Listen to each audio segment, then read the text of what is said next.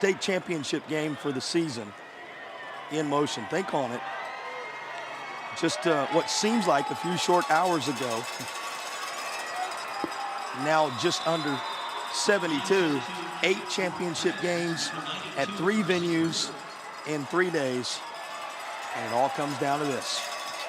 There's the Original Grill's kickoff. And Hunt will watch this roll on the proper side of the pylon for Crest for a touchback. And Hunt will take over after they bring it out of the end zone with the touchback. Well, 2 special quarterbacks in this one. We did not highlight Mez Harris in the open, but he will be critical in the contest. He certainly will, JP. Listen, 1,400 yards passing, over 1,200 yards rushing, 16 rushing touchdowns, 8 passing touchdowns. This young man here is going to be exciting to watch, JP, but he's a dual threat, truly a dual threat. So this RPO will be interesting to see how Crest handles that. Took the words right out of my mouth. That's what they said about him this week. He's the definition of a dual threat QB. Hands off right away. You get to see initially some of the surrounding cast for Harris. And here's how they line up as we glance at the starting lineup for Hunt. Yeah, I like the running back, Ryan Jones. He has rushed for 1,754 yards, 21 touchdowns, but that offensive line up front is going to be key, JP. All of our starting lineups brought to you by Affordable Dentures and Implants. Use your 2025 dental benefits now. Get the smile you deserve. AffordableDentures.com, where you can find out the practice near you's options. Well, 2 times keeping it on the ground, and both times the Crest defense, which looks like this, wins the day. Yeah, you look at number 5, Khalid Clark. He just pressed the issue, attack Reed downhill, 10 tackles for loss, 72 tackles on the season. And, you know, that secondary for Crest is star-studded. You have 2 ACC commits in Duke at NC State and 1 going to Gardner-Webb, and that's Pettis, Surratt, and Walton. Yeah, they won't be wearing friendly colors moving forward, right? That's going to be correct. on the opposite sides of some of those rivalries. That's your starting lineups for both teams. And over the middle it goes, tipped up, nearly intercepted, but incomplete. Yeah, it looks like number 8 linebacker Nehemiah Parker gets depth, and he's dropping and he's moving his feet. Looked like he had a man-to-man. Tried to get one of those one-handed grabs so he could maybe get on ESPN highlights or something like that, but great coverage by that young man. Caught the top of the lid. Perhaps the only thing that kept Parker from performing a juggling act, and after 3 quick ones, Hunt is set to kick it away.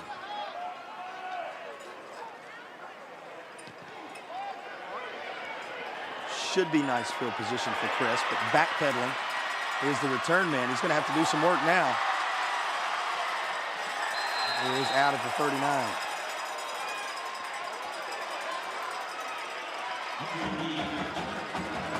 Your first look coming at Eli Hamrick, who is headed to the University of Virginia. He referenced he will be on grounds for the future of his football career. Highly regarded ACC prospect. Yeah.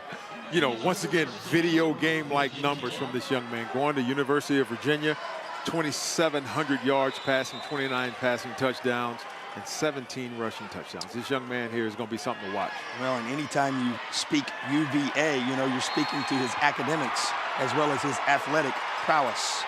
He, too, will keep it on the ground, introduces us to some of his surrounding cast as we glance at the starting offensive lineup for Crest. Yeah, and just want to check out, I love giving the big fellas up front a little bit of love. And number 53, Hickman, he is going to be going to Gardner-Webb. He is 6'6", 275, so he's going to be protecting his right side. Once again, those starting lineups, as all the starting lineups this weekend, have been brought to you by Affordable Dentures and Implants. They encourage you to use your 2025 dental benefits now. Get the smile you deserve. Visit AffordableDentures.com to find the practice near you. Well, it has been an eventful start to this game. As Crest will try the first pass, and that's in and out of the hands of his intended receiver. That was Sanders. It is incomplete.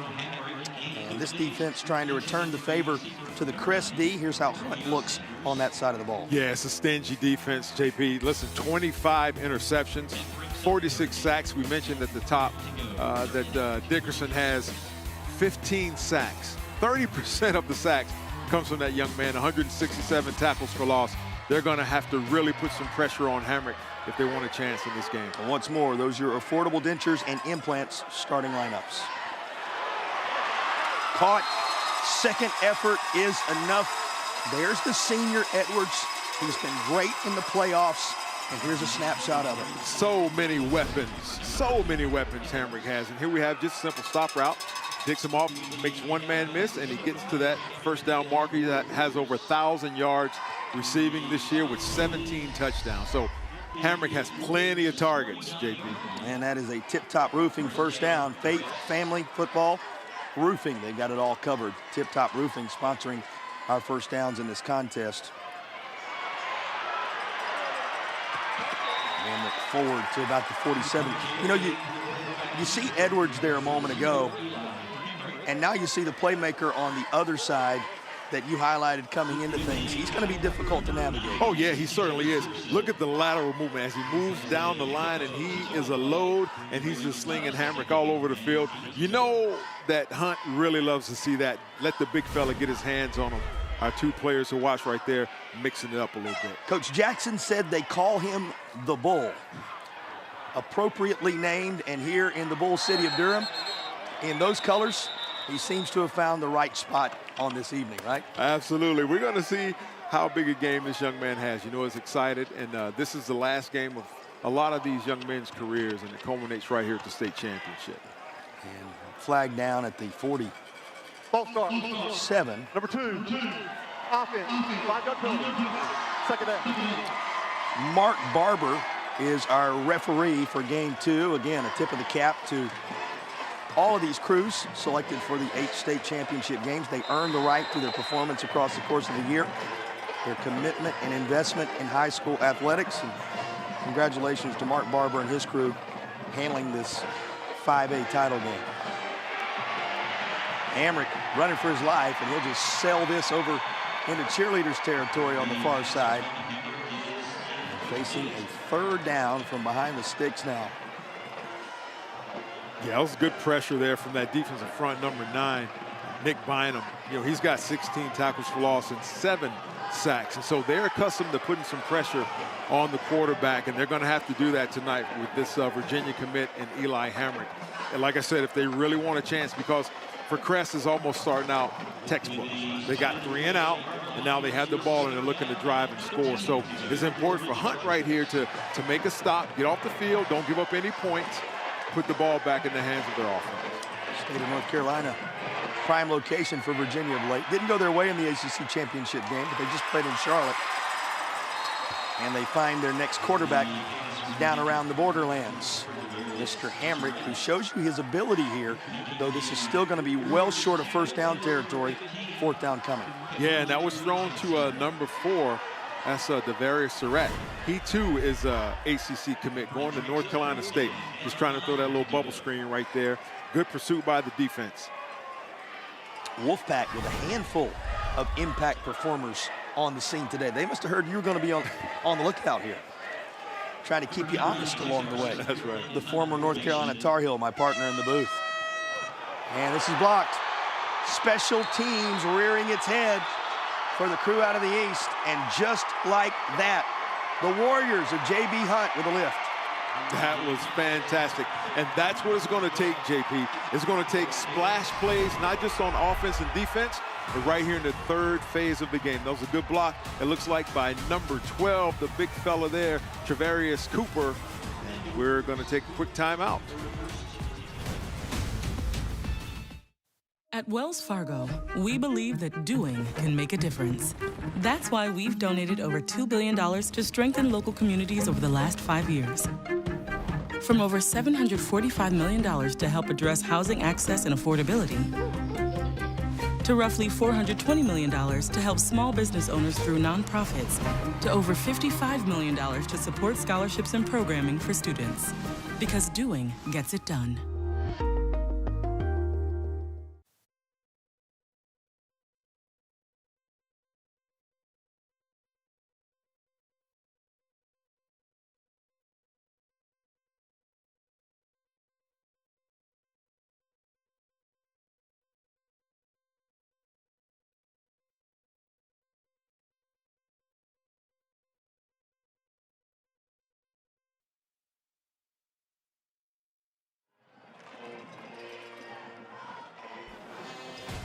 Well, it's been an active start in this 5A contest. We had a little extracurricular between the two teams prior to the game, and we already are hearing reports of a number of players who are a little shaken up in this one. So a physical start to 5A's bout. Let's check in on that for a little more. Here's Madison.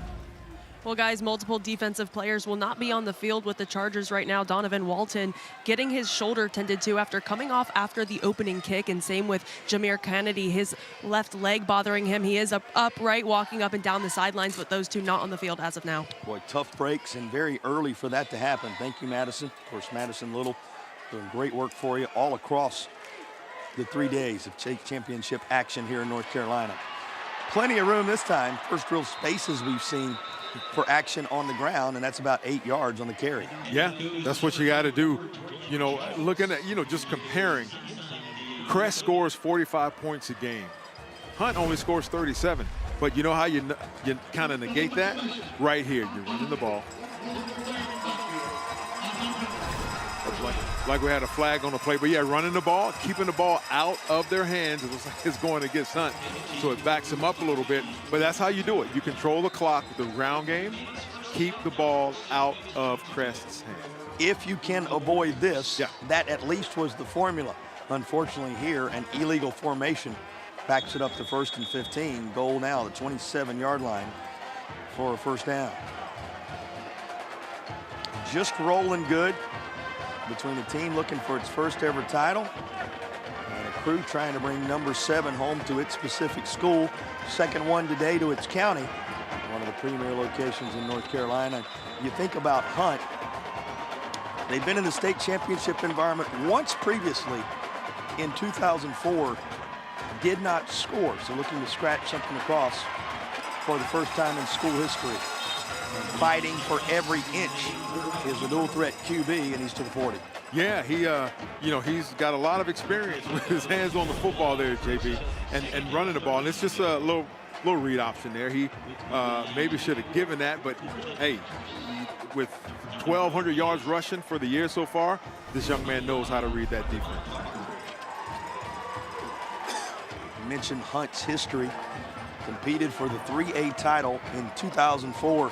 27-0 was the final. Concord a winner. So tonight could be a first on multiple fronts. And here's a major step in that direction, as it's another tremendous carry by Jones. You can move the chains. That's a tip-top roofing first down. Ryan Jones said, hey, let's go, coach. I got you. Ride my back. And that's just looks like a little power to the left there. He picks his hole. They outnumber you at the point of attack right there, where they down block on play side and pull those two big offensive linemen around the end and just creates a huge running hole for Jones.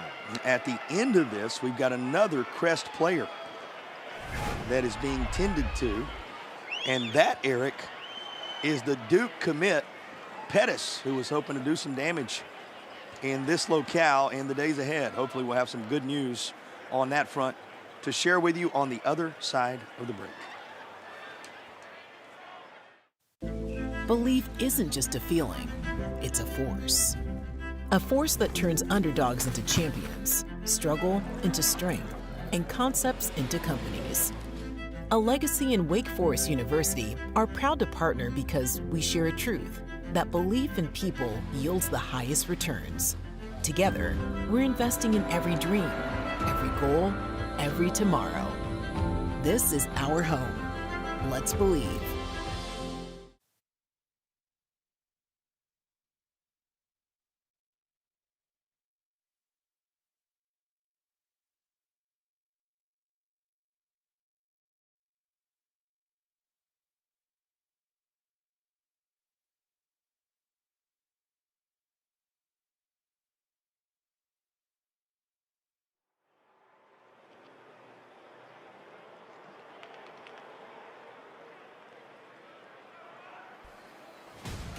Tonight's power and high end zone shots are being provided by First Source Rentals. Reliable, safe equipment rentals. First Source Rentals, rent it. Certainly taking care of business to make sure you can see the championship contests and powering the game. That's First Source Rentals. And it was, Eric, in fact, the Duke commit, Pettis, who's a Shrine Bowler, decorated on so many fronts, being helped off, then that's going to add to the little bit of attrition that Crest has already experienced that Madison walked us through a few moments ago. Yeah, and that's tough, JB. You hate to see that happen. You know, kids work all year, all summer. They run, they work out, they lift, and they, you know, this is the pinnacle of their high school careers, being the state championship. You just really hate to see an injury like that, but he was able to walk off the field, so hopefully he'll be back. Now, we mentioned a moment ago, as here comes a nice little run down inside the 15. That's another tremendous field vision moment for Jones. Ryan Jones, this young man is putting his stake for player of the game. Look at that, just off tackle, he is in that burst of speed right there. I love how he is protecting the ball. Even though he had it in the wrong hand, so to speak, on the left, should have been on the right, he's still protecting that football because you know that defenses on both sides are going to be going after that football. Jones again, and looks like the ball was being chased to the far side, but he ends up down at around the 2-yard line. You know, you see those colors in this town, and you see the Duke commit coming off just a moment ago. Can't help but piece it all together. We were talking, as you get one more look at this carry, Jones continues to push ever closer to the goal line, and there you see bodies just colliding and moving around. We were talking a moment ago about the Virginia commit on the Crest side. Duke fans will not forgive us if we don't mention they, of course, claimed the ACC this year down in Charlotte. And this crowd in those colors out of the East going to claim the first points of the contest and the first state championship points in school history. And all the work done on the ground, this time Harris to finish it off. There's Harris, there you go, and you watch, it's just going to be a quarterback run. I mean, he just sprints to that right pylon there, no contest, no touchdown for the young fella. There's Harris with our initial Tatum and Atkinson touchdown of the game. And again, a reminder, second state championship trip all time, first points in a state title environment for the Warriors of Hunt, and they take the early 7-0 lead. How about that push on the ground for Hunt to get the job done? Yeah, I love it, Jake. Listen, JP, front line guy, the offensive line. I mean, when you get a quarterback, a running back that's running, and they hadn't been touched in 3, 4, 5, 6 yards, credit the big fellas up front. Well, tip your cap to the center, James Gibson, Mr. Dickerson, Mr. Wynn, Mr. Bryant, Mr. Hall, all a part of that group, all juniors except for the sophomore Wynn and the senior Gibson, making space up front for the Warriors of J.B. Hunt, and they lead the 5A title game early. Getting set now for the Original Grills kickoff. Reminder, Original Grills, having sponsored our kickoffs throughout the state championship weekend, can elevate your grill game. That's Original Grills.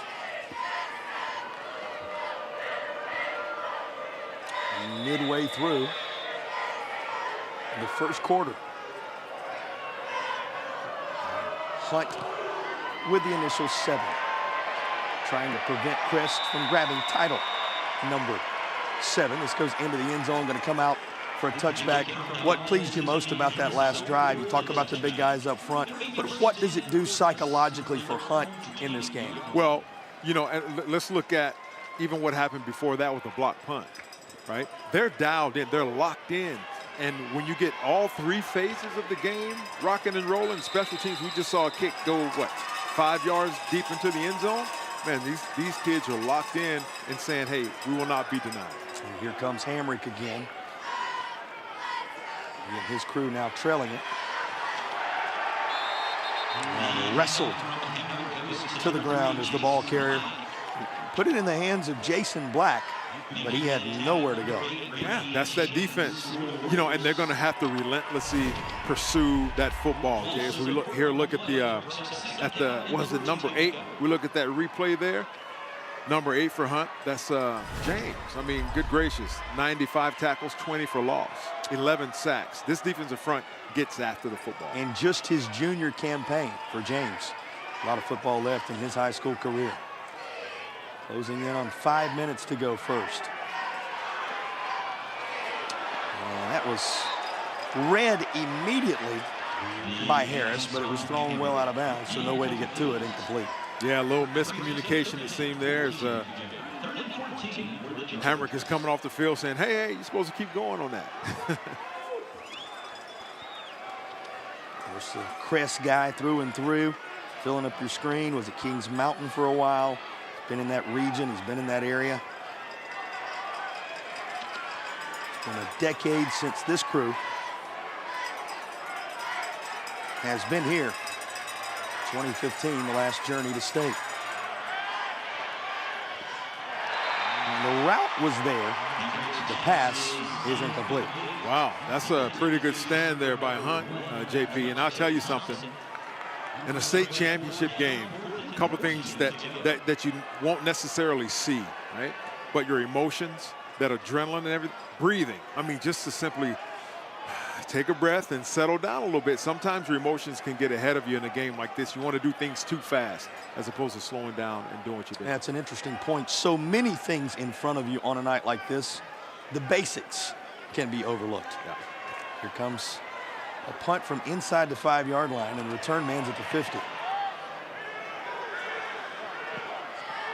And it's going to go out and around the 43, and that is where Hunt will take over. Well, everything going according to script thus far for the group out of the Big East Conference. They went 12-2, 5-1 in conference play. An unbeaten record for his crew at home, a perfect 9-0. And they have traveled 69 miles to get here and lead it 7-0 as they go to work inside Crest territory.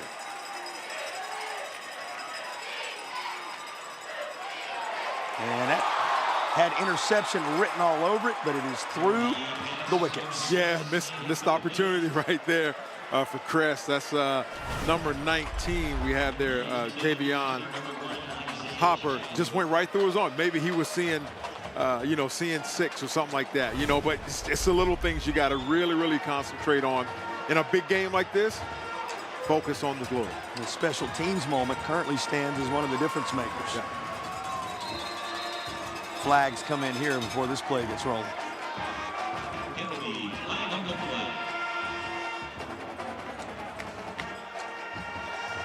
False start. Offense, number 3. 5-yard penalty. Second down. That'll back Hunt up near the 50. Yep, that adrenaline.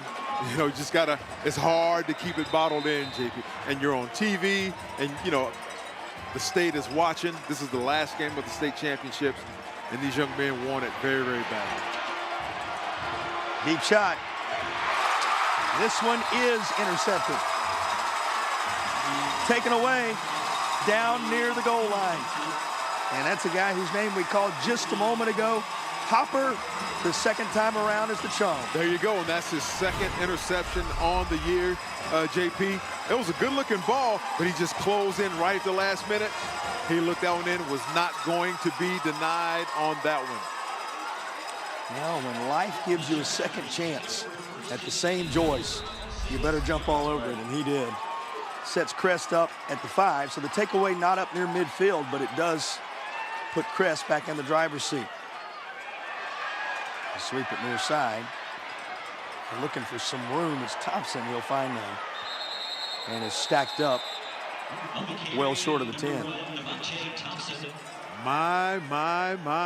Did you see the defensive pursuit on that? They were stinging and getting to the ball. I love it. It was a little pop pass, which goes down as a pass. And just look at the hats. There's 4 or 5. He's surrounded. And then his own man bumps into him. And look, there's 5, 6. There they are. Big number 99 saying, here I am, fellas. A lot of those visiting white jerseys on the scene immediately.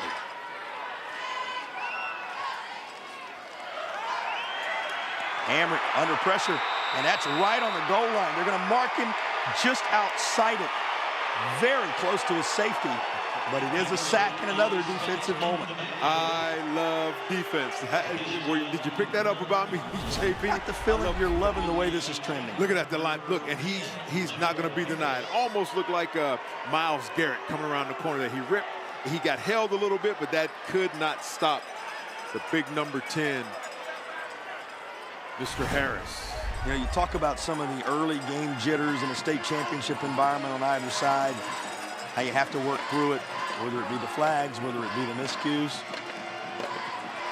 Sometimes makes all the difference. And here is an arm that can do just that. How about this? He threw that for more than 50, puts it up near the 50, and there's the first real snapshot of what Eli Hamrick provides. That's that ACC arm. Not panicking, pretty ball, hits him in stride. That's Thompson right there. He's already got over 1,000 yards receiving. Look at that, hits him right in stride, JP. Hamrick to Thompson, and talk about bailing Crest out of some major trouble on the shadow of its own goal line. It was nearly a safety the play before, and now they're in business at midfield. And with a little bit of momentum, Chargers rushing downhill behind Jason Black. You mentioned it, JP. Momentum, the big Mo. Hey, man, it hops from sideline to sideline, from play to play. You never know. But I love the hustle of big number 99, Dickerson, getting there and making that play. I'm going to ask you a moment ago what it takes from a coaching standpoint to try to do away with some of those jitters and help your team settle into the environment. But perhaps we just saw the answer. A big play or two can settle you in quicker than you It certainly can, JP. And every kid is different. Each individual, you know, for me, it was that first hit. Once I got that first hit out of the way, I'm ready to go now. But it's always waiting on that first hit. Seems like Mr. Hamrick needed that first completion of consequence. It is out of the way, and now he shows what he can do on the ground with a big pickup on first down. Yeah, and keep in mind, at school that's about 10 minutes away from him, hung 84, so they got some big shoes to fill. Yeah, the rivals set the bar very high earlier today. And Crest seems to suddenly have an answer. There's Jason Black again, and he takes it down to the doorstep. Yeah, that was, looks like that was Warren on the tackle, but I believe they're going to get him for a horse collar, which back in my day you could do that, but nowadays you cannot. They've proven that causes some injury. So yeah, he got his hand inside the shoulder pads there and grabbed that jersey. So it's going to be a horse collar, I do believe, JP. You're telling me in the late 80s and early 90s? Personal foul. Defense, number 5. Haskins to Jones. First down. And then across the highway here in Chapel Hill, it was just another tool in the tool chest. Absolutely. You better believe it.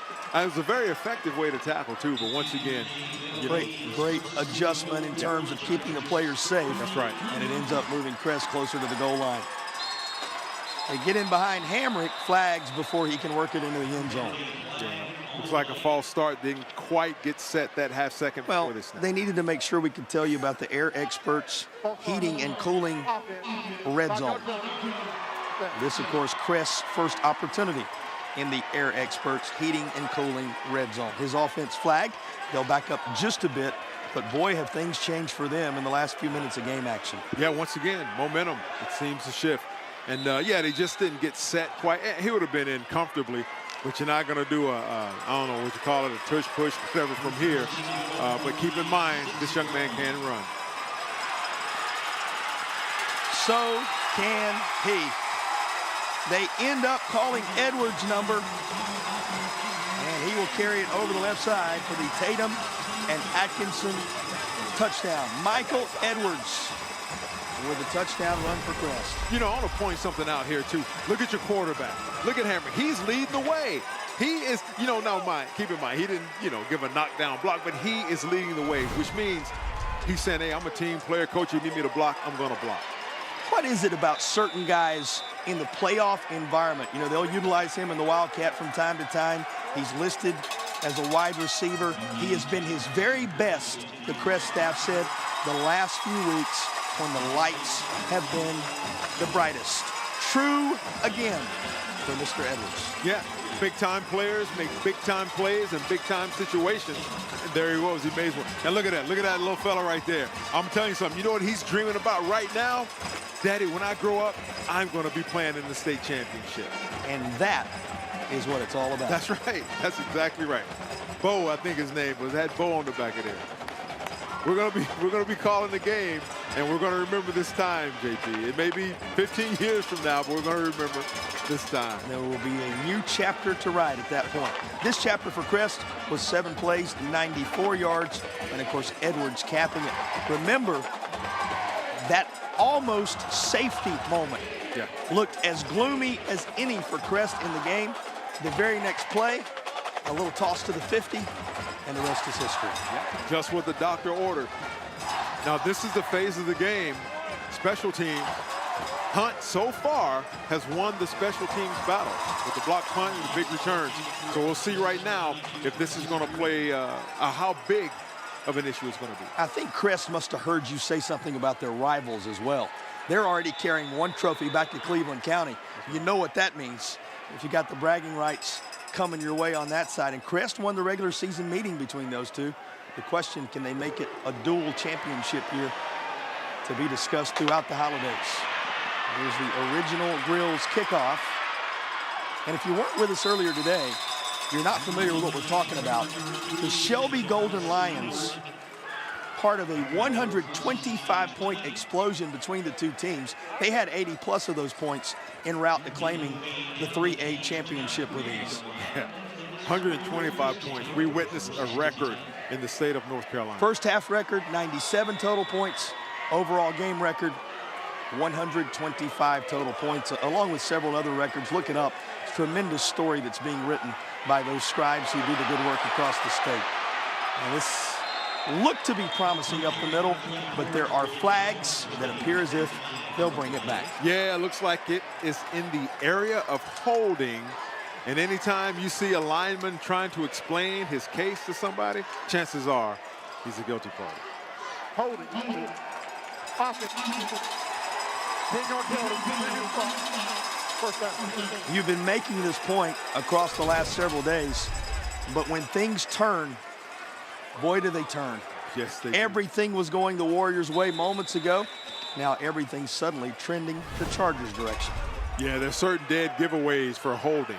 If you see a lineman pleading his case to the quarterback or the referee, or they put their hands up like, oh, me? I didn't hold anybody. Those are dead giveaways. You're going to get the flag sometimes, even if it wasn't coming. And this is up across the 14-yard line, 15.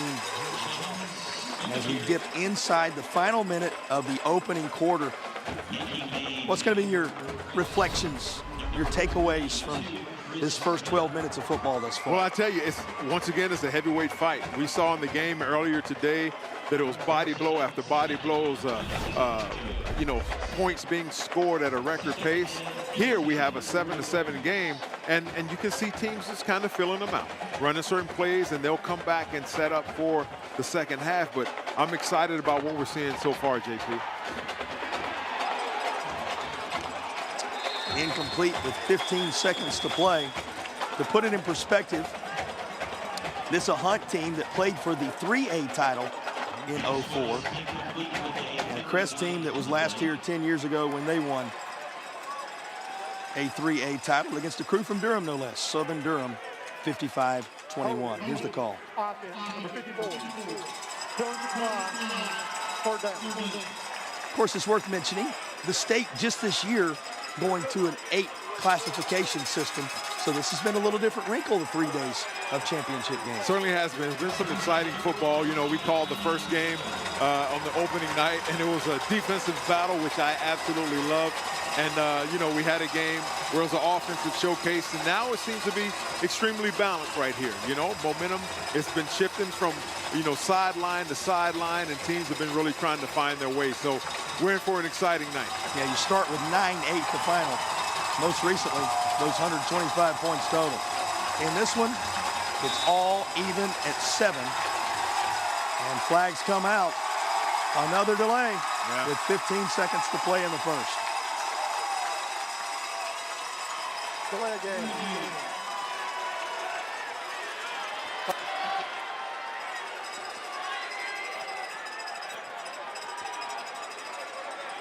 Fans on the near side had the distinct impression that they may have had a little something to do with that. Celebrating as if they accomplished it themselves. Indeed, it may be a time for Hunt just to settle down, do what they do. There's not a whole lot of 3rd and 23 plays in the playbook, so just get what you can, play field position. Or do that.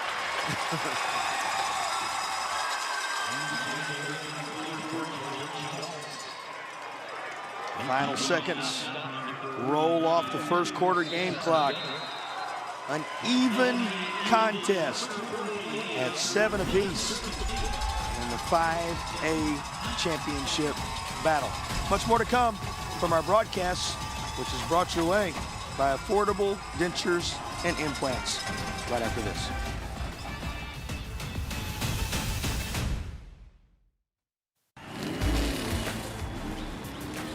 Robert, go for more. Hey! Hurt in a car wreck? Don't go up against the insurance company alone. Let the heavy hitters do it for you.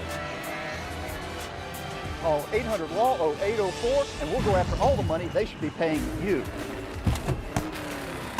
Stay out of the courtroom and get into the end zone. Call the heavy hitters. We're attorneys Tatum and Atkinson. Call the heavy hitters. They'll work to get you more. 1-800-LAW-0804. Have you been quoted for trench drain system to fix water intrusion? Before you compromise your foundation, talk to Foundation Solutions. We provide a more efficient, more cost-effective way to keep your basement dry. With 30 years of experience in Western North Carolina, we bring guaranteed work, financing options, and real peace of mind. Visit foundationswnc.com or call 828-768-2208.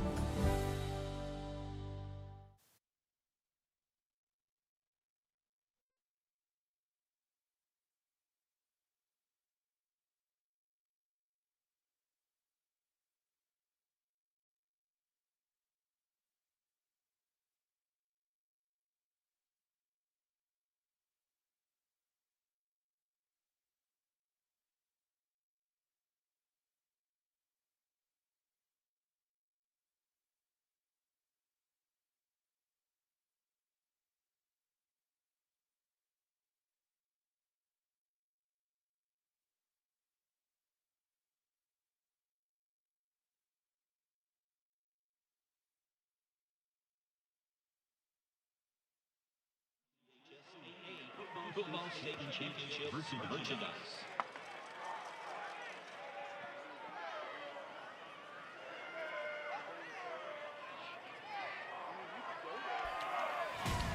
Welcome back to the 5A State Championship broadcast in the Old North State. Here's a look at the numbers from the first quarter. 114 to 51, the Crest advantage in overall yardage, but that special teams play changed things. Yep, he who wins the turnover battle. Speaking of, this one just away. Of course, you had the Crest interception deep in their own territory that eventually led to a march of the length of the field. Right. And the only Crest TD. Yep. And you know, JP, something I don't think we've talked about, but we can hear the fans in the stands. It kind of gives you a high school home field advantage feel. And what I absolutely love about it is you see fans here in the crowd, they have their old letter jackets on, right? And the football patch on, and they're walking through and they're reliving these days when they were playing. And I just love that this whole community can support these teams. And it's just fantastic to hear, fantastic to see. Yeah, the Crest Cowbells are the music of the night right now, just below our broadcast position. And they'll be ringing a little further after this catch just across the 50. Chargers go right back to Thompson with the catch. Yep, looks like he picked up about 6 yards. Very event-filled 6 yards. You make a great point. We were talking about it in the first game earlier, but the change of venue for all the differences that come with it, and thanks to all the folks who've hosted us here in Durham for sure. Size-wise, it has allowed these two fan bases to fill up their respective stands. Yeah, and feels really intimate and close. The quarterback keeper there. Hamrick. And he knew where the marker was. Did he work his way past it? Let's see where they spot this. Yep, spot this at the 46, which leaves him about a yard shy. with third down coming. About a yard shy. We don't talk about it a whole lot, but right at the end there, you see one of the refs holding the pole there. He took a shot from a defender that was falling, so he popped up quick, and so we're thankful for that. Trying to get out of Hamrick's way, and they caught him on the other side. He's tough. He's tougher than he looked. There he is, folks. Showed his mettle. Here's just what was needed. Because that'll push it across the marker for a Tatum and Atkinson first down. Of course, Tatum and Atkinson, the heavy hitters, you've been hearing about them all weekend long. And they're sponsoring our first downs in the second and fourth quarters. That was a gritty yard. That was a gritty yard that Hamrick got. Right. Showed they can get one. That's right. Tuck that away in the back of your mind for later on.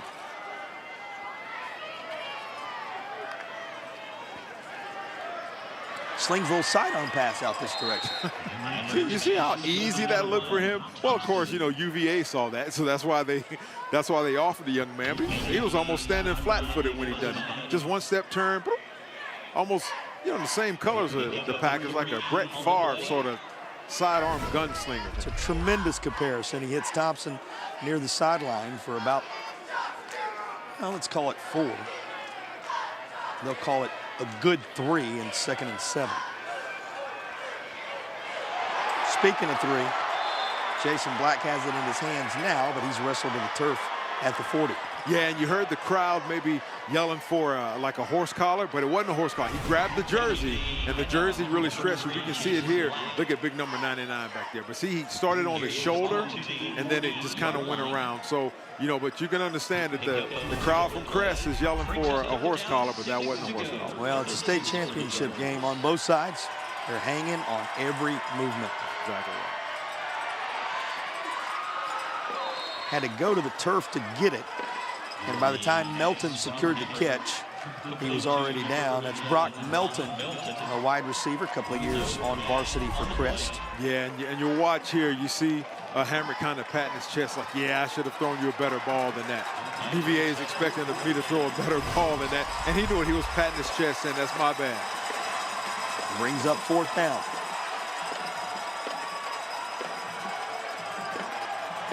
Oh, they got him. Able to draw him off. Now, it's 4th down and closer to 6.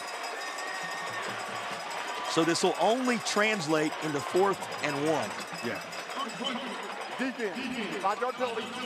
And you can see the coaches on the sideline just like, don't jump, don't jump. But once again, those emotions and that adrenaline saying, I'm going to be the one to make this play, knowing that they were just hard counting and they got it to work. And once again, it's 4th and short, 1 yard. Maybe we know what's coming here, JP, with their version of the tush pull. You don't have to go far into the memory bank to understand what can be. Instead, they go with a Wildcat. We told you they'd put 2 in the Wildcat from time to time. And here he is taking it home. We'll ask again, what is it about certain individuals when the bright lights are on? Michael Edwards going to carry it all the way home. Needed 1 on 4th down. Ended up with the whole kit and caboodle. There's a lot of things at play. Look who's leading the charge. Once again, quarterback Hamrick, and there he is. He's right behind him. This is what I love. He gets an escort for about 7 yards. He said, come here, son. Let me show you where we're going. And he took him to the promised land. Boy, what a job. Just an impressive effort all the way around from Edwards. And you always like to give plenty of credit to the guys who make the space. It was just as critical there. Extra point true. Last 14 have been scored by the Crest Chargers. Trying on this day to make it 2 titles. Headed back to Cleveland County. Life can be tough. The daily grind, the pressures, the uncertainties, it all adds up. Let's be open and honest about our mental health. Let's support each other when we're hurting, because it's okay not to be okay. Tonight's high-end zone views of the game are compliments of First Source Equipment Rentals and Sales in Mebane and Burlington. First Source Rentals, reliable, safe equipment rentals in Alamance County.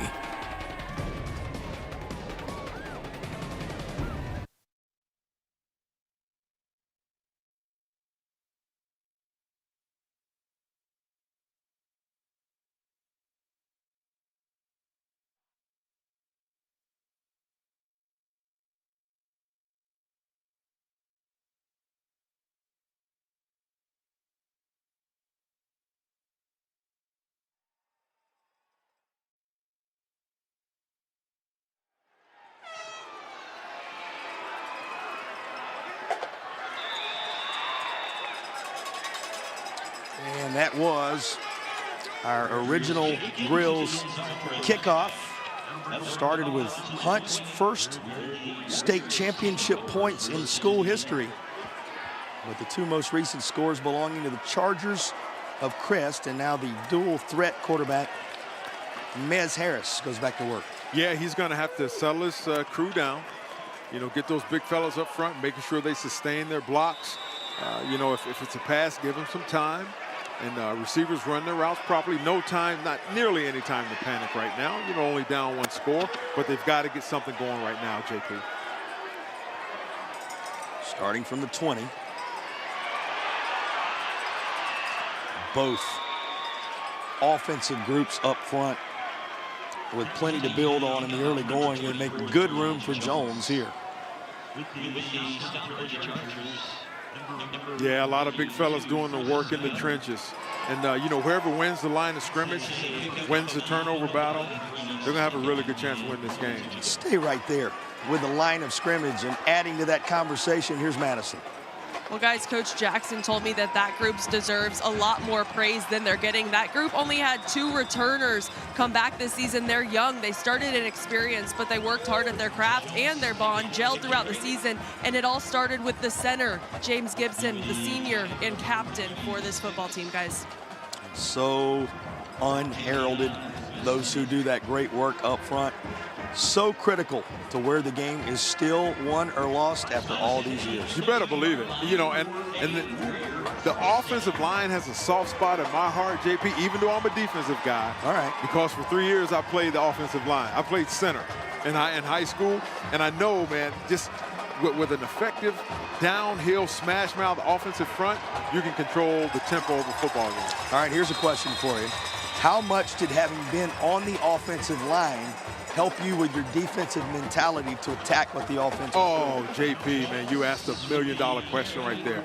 So, being that I played offensive line, I know the mentality, what they're setting up and what they're looking for. So I can now use that against them, right? So if it's a pass, you know, I may dip, rip, spin, you know, whatever the case is, flow goes away. It's just so many nuances that happen in that yard or two on that offensive front that makes the difference in the game. And this game, about any little edge, they don't call it a game of inches for no reason. Mez Harris slides down as he gets just back across the line of scrimmage. Yeah, had some time. Just, you know, ran out of the pocket right there. Didn't have anything down the field. You know, he didn't try and do anything too fancy. Didn't try and get too many extra yards and take an extra hit. He just got down and lived to fight another day. Looks like they lost a yard or two. It's going to be 3rd and 10. Well, a reminder, we will have our player of the game brought to you by Affordable Dentures and Implants. Use your 2025 benefits now and get the smile you deserve. AffordableDentures.com will guide you to the practice near you. They try to guide the ball carrier to the right side. He's good for a handful, but it's going to be 4th and about 5. Yeah, and you know, one of the keys. Look at this guy. Look at Gunter there, number 42. You talk about throwback, old school. This fella's got a neck roll. I absolutely love it.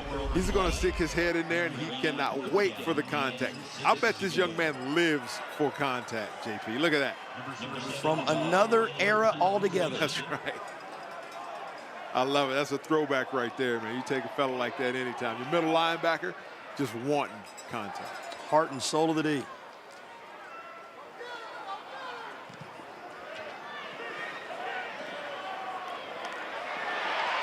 Well, it's caught. And moving with it, Thompson up across the 35. So it'll be Crest football with just under 6 to play in the half when you return to Durham.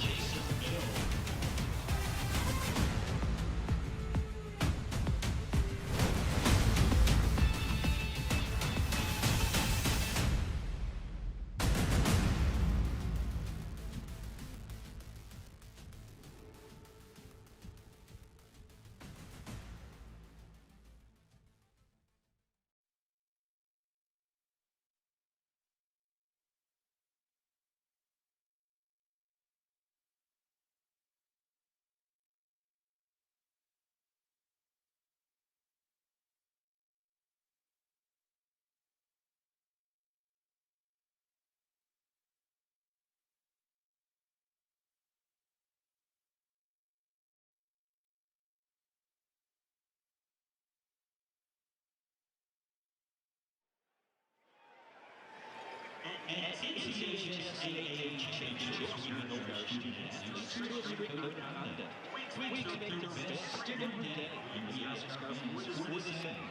Well, just under 6 minutes away from the Foundation Solutions halftime report. You'll hear from Q Tucker, the commissioner of the North Carolina High School Athletic Association. Also, stats, highlights, a whole lot more coming your way as part of the Foundation Solutions halftime report. What's going to stick with you at halftime, at least right now? Yeah, it's, you know, Crest is seemingly imposing their will. I mean, look at that. I mean, he's 5 yards down the field before he's getting touched. And so those big fellas up front, the line, they are starting to lean on that Hunt defensive front. Jason Black, new to varsity this time around. Yeah, look at these holes, man. That's just power. He still hadn't been touched. Look at that. He's touched 5 yards down the field.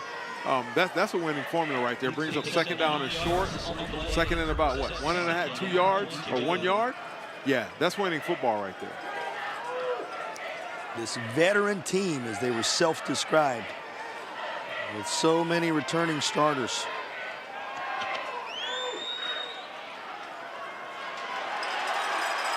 Hamrick, the unquestioned leader, carries this for a first down into Hunt territory. Yeah, there you go.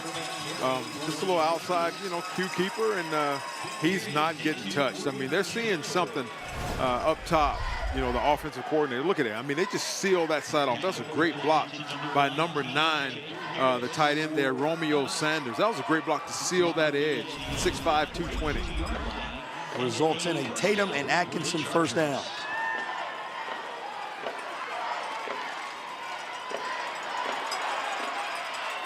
Sets the backup to go the opposite direction, and he'll pick up a couple to the 40.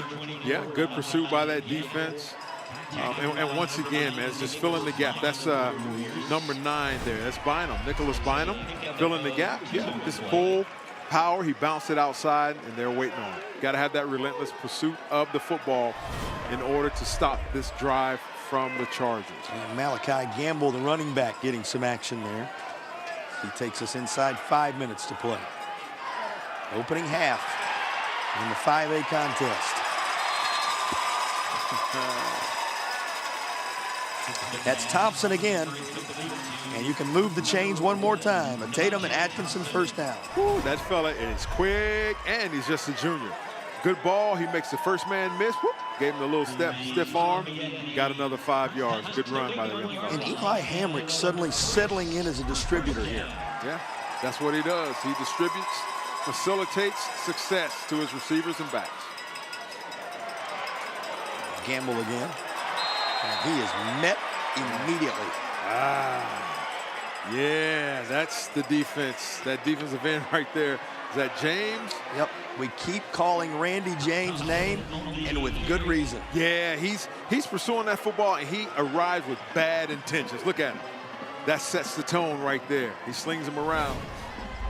Wasn't alone. Judah Harris also had a hand in it. Randy James, he is a junior. You can expect some good things out of this young fella here. 6'1", 220. Here's Black again. And that appears enough for a Tatum and Atkinson first down. Move them again.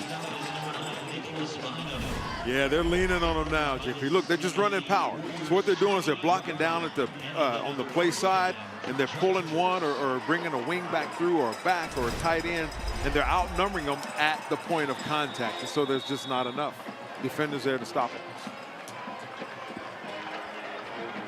Well, knocking on the door of the red zone.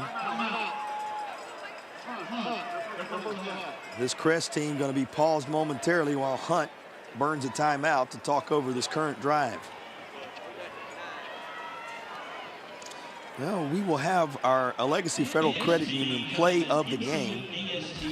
Prior to the end of tonight's contest, Legacy and Wake Forest, we believe, sponsors of our play of the game.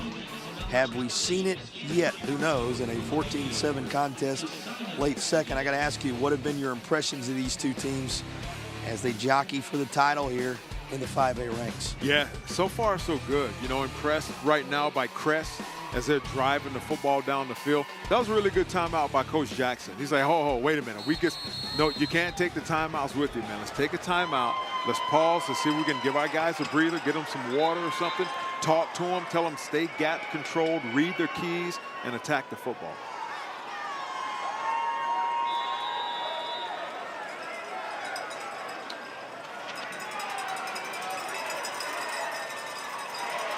First down play, Hamrick forced out at the 12. Hamrick not shy about keeping the football. No, he's not shy of contact either. He's seeking it out. He's like, man, get out of here. You know, tried a little stiff arm, still running. I will tell you this, he's carrying that ball a little bit looser. You may look for Hunt to attack that football, but, yeah, good call, good toughness. This young man is not afraid of contact. He's coming downhill right at you. Got plenty of blocking help this time as they snap it directly to Edwards, who we saw on a touchdown run earlier, but this time he's met with flags.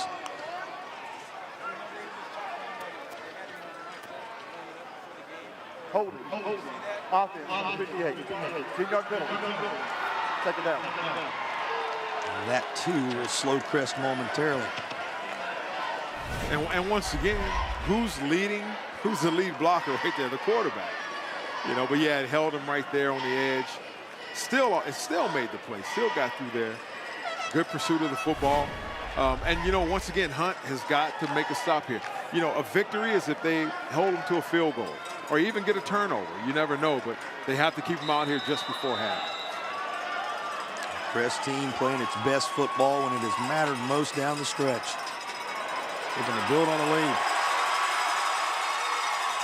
And Jason Black right into the teeth of that D, down to the 6-yard line. You know, that was an impressive run by Black there. He has about 455 yards rushing, but watch how he puts his foot in the ground right here. Boom, he plants, he makes that cut, and he gets downhill fast. Well, he is a quick back. Yeah.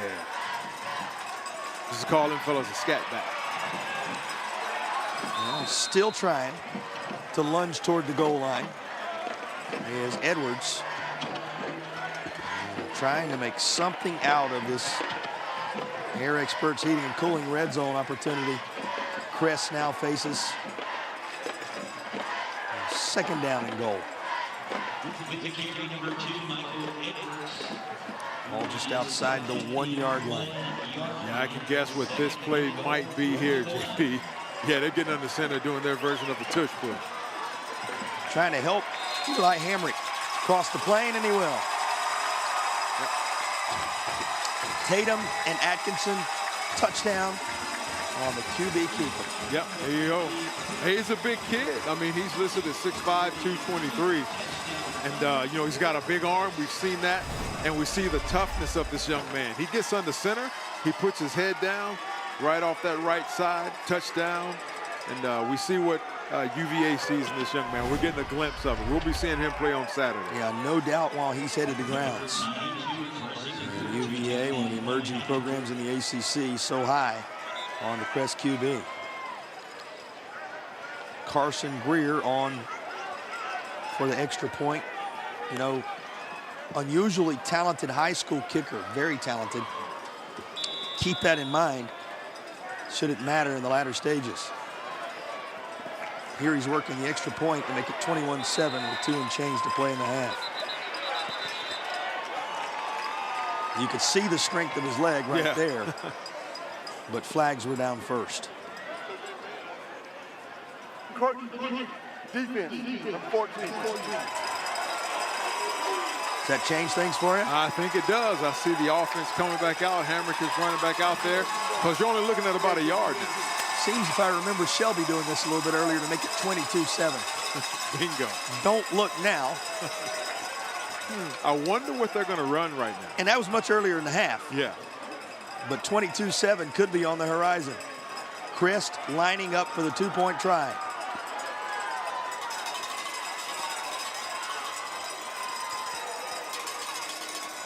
The Chargers will attempt the 2-point worked for the touchdown. Yeah, there's Hamrick there trying to tell him what we're going to do. Hey, watch out, we're going right. Who knows what they're saying right now, right? I like to play those little games in my head like, hey, man, watch out, I got your back. We're going to do a little dip-de-doo, whatever that may be. But, yeah, I love his leadership out there and his presence on the team. This time they're waiting to snap from out around the 6. It was going to be Edwards. Now, it looked like Hamrick was running a little flat. Ball start. Option, number 9. 5-yard penalty. Field goal. Well, how about that other unit again? Right. Let's just switch it right back up. But it looked like on that play that Hamrick was running a little shallow there, maybe in a halfback pass or something. Did they show a little something we may see again later on? Yeah, watch how shallow he was. See how flat that is right there? It looked like he was running to that pylon. Yeah, we'll see. You never know. Back on the foot of the talented kicker. And he's just as true the second time around. 2-score lead for the Crest Chargers in the latter stages of the first half. Well, we were singing the praises of Eli Hamrick on that drive. For a little more on the Virginia commit, let's check in with Madison. Well, guys, he ended up at Crest kind of by chance. He started his high school career at IMG Academy in Florida, where he spent 2 seasons, and then last season moved back home to Asheville, started the season at AC Reynolds, but was forced to transfer midway through the season when Hurricane Helene wiped out his family's home. His dad was the Crest quarterback back in 1994, and his grandmother still lived locally, so he made the choice to attend Crest High School 5 games into last season, guys. A reminder, E, and great work, Madison, that there's so much more going on than football often. So much more going on than meets the eyes. This young man handling that and this drive exceptionally well. Yeah, in Western North Carolina, I still live there in Western North Carolina, and Hurricane Helene turned a lot of folks' lives upside down. So, yeah, kudos to that young man, still finding joy in football. Well, and that part of the state still digging, still recovering, and our hearts remain with you as you continue to battle back. Many of those scars will last a lifetime, but they have shown what it means to be resilient and rebuild. And they're a portion of the state, as all portions of the state are from time to time, to certainly be proud of.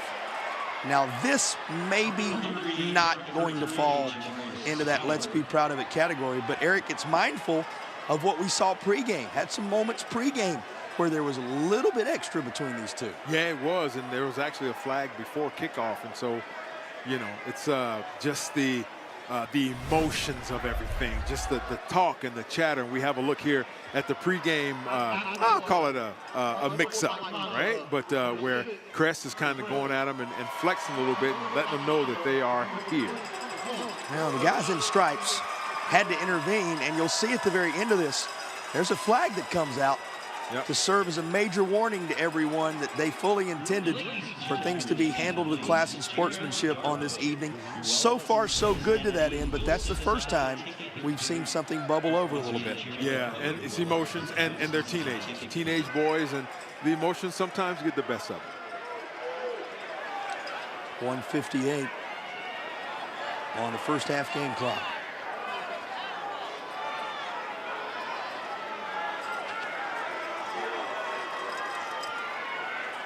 Something that kind of goes unnoticed. I just saw that secondary for Crest kind of signaling from one side to the next. Not sure what the signal was, but communication is always key.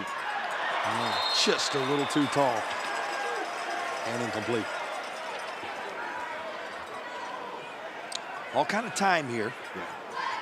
1:57 to play.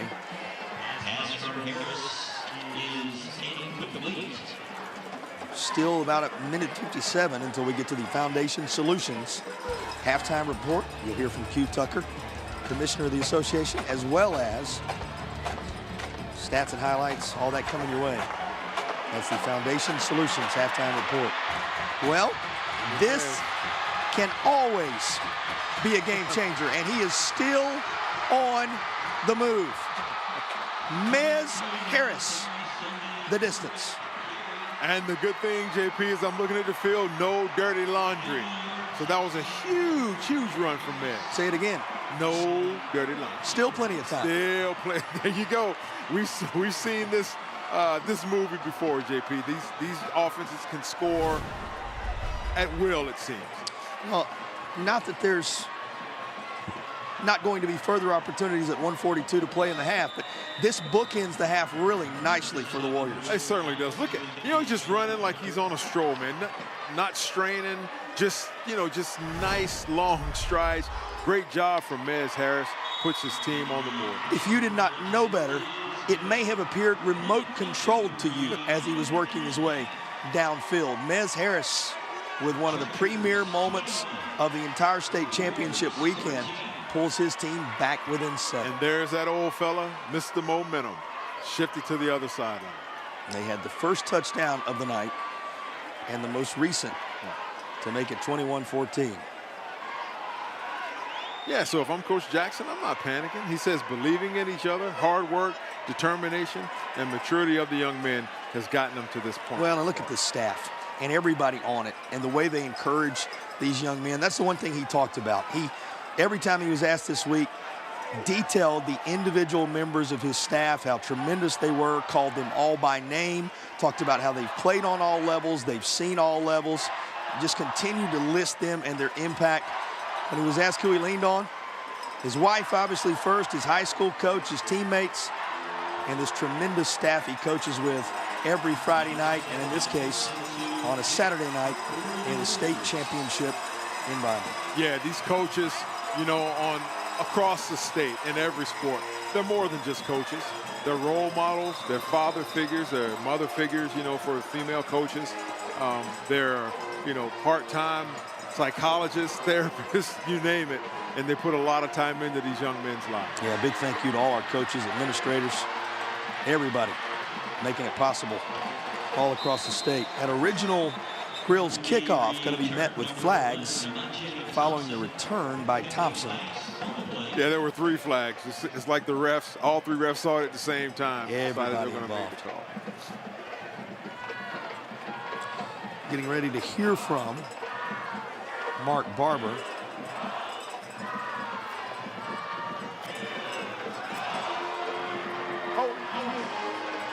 Turn team. You're not building. Cherney just became a little further by distance after the holding call. Yeah, and I love that he was a little out of breath because he's putting the work in as well, JP. Running and making sure, look, here come all the flags at the same time. So they all saw it. Just made the call. They're going to line up and see what they can do before the half.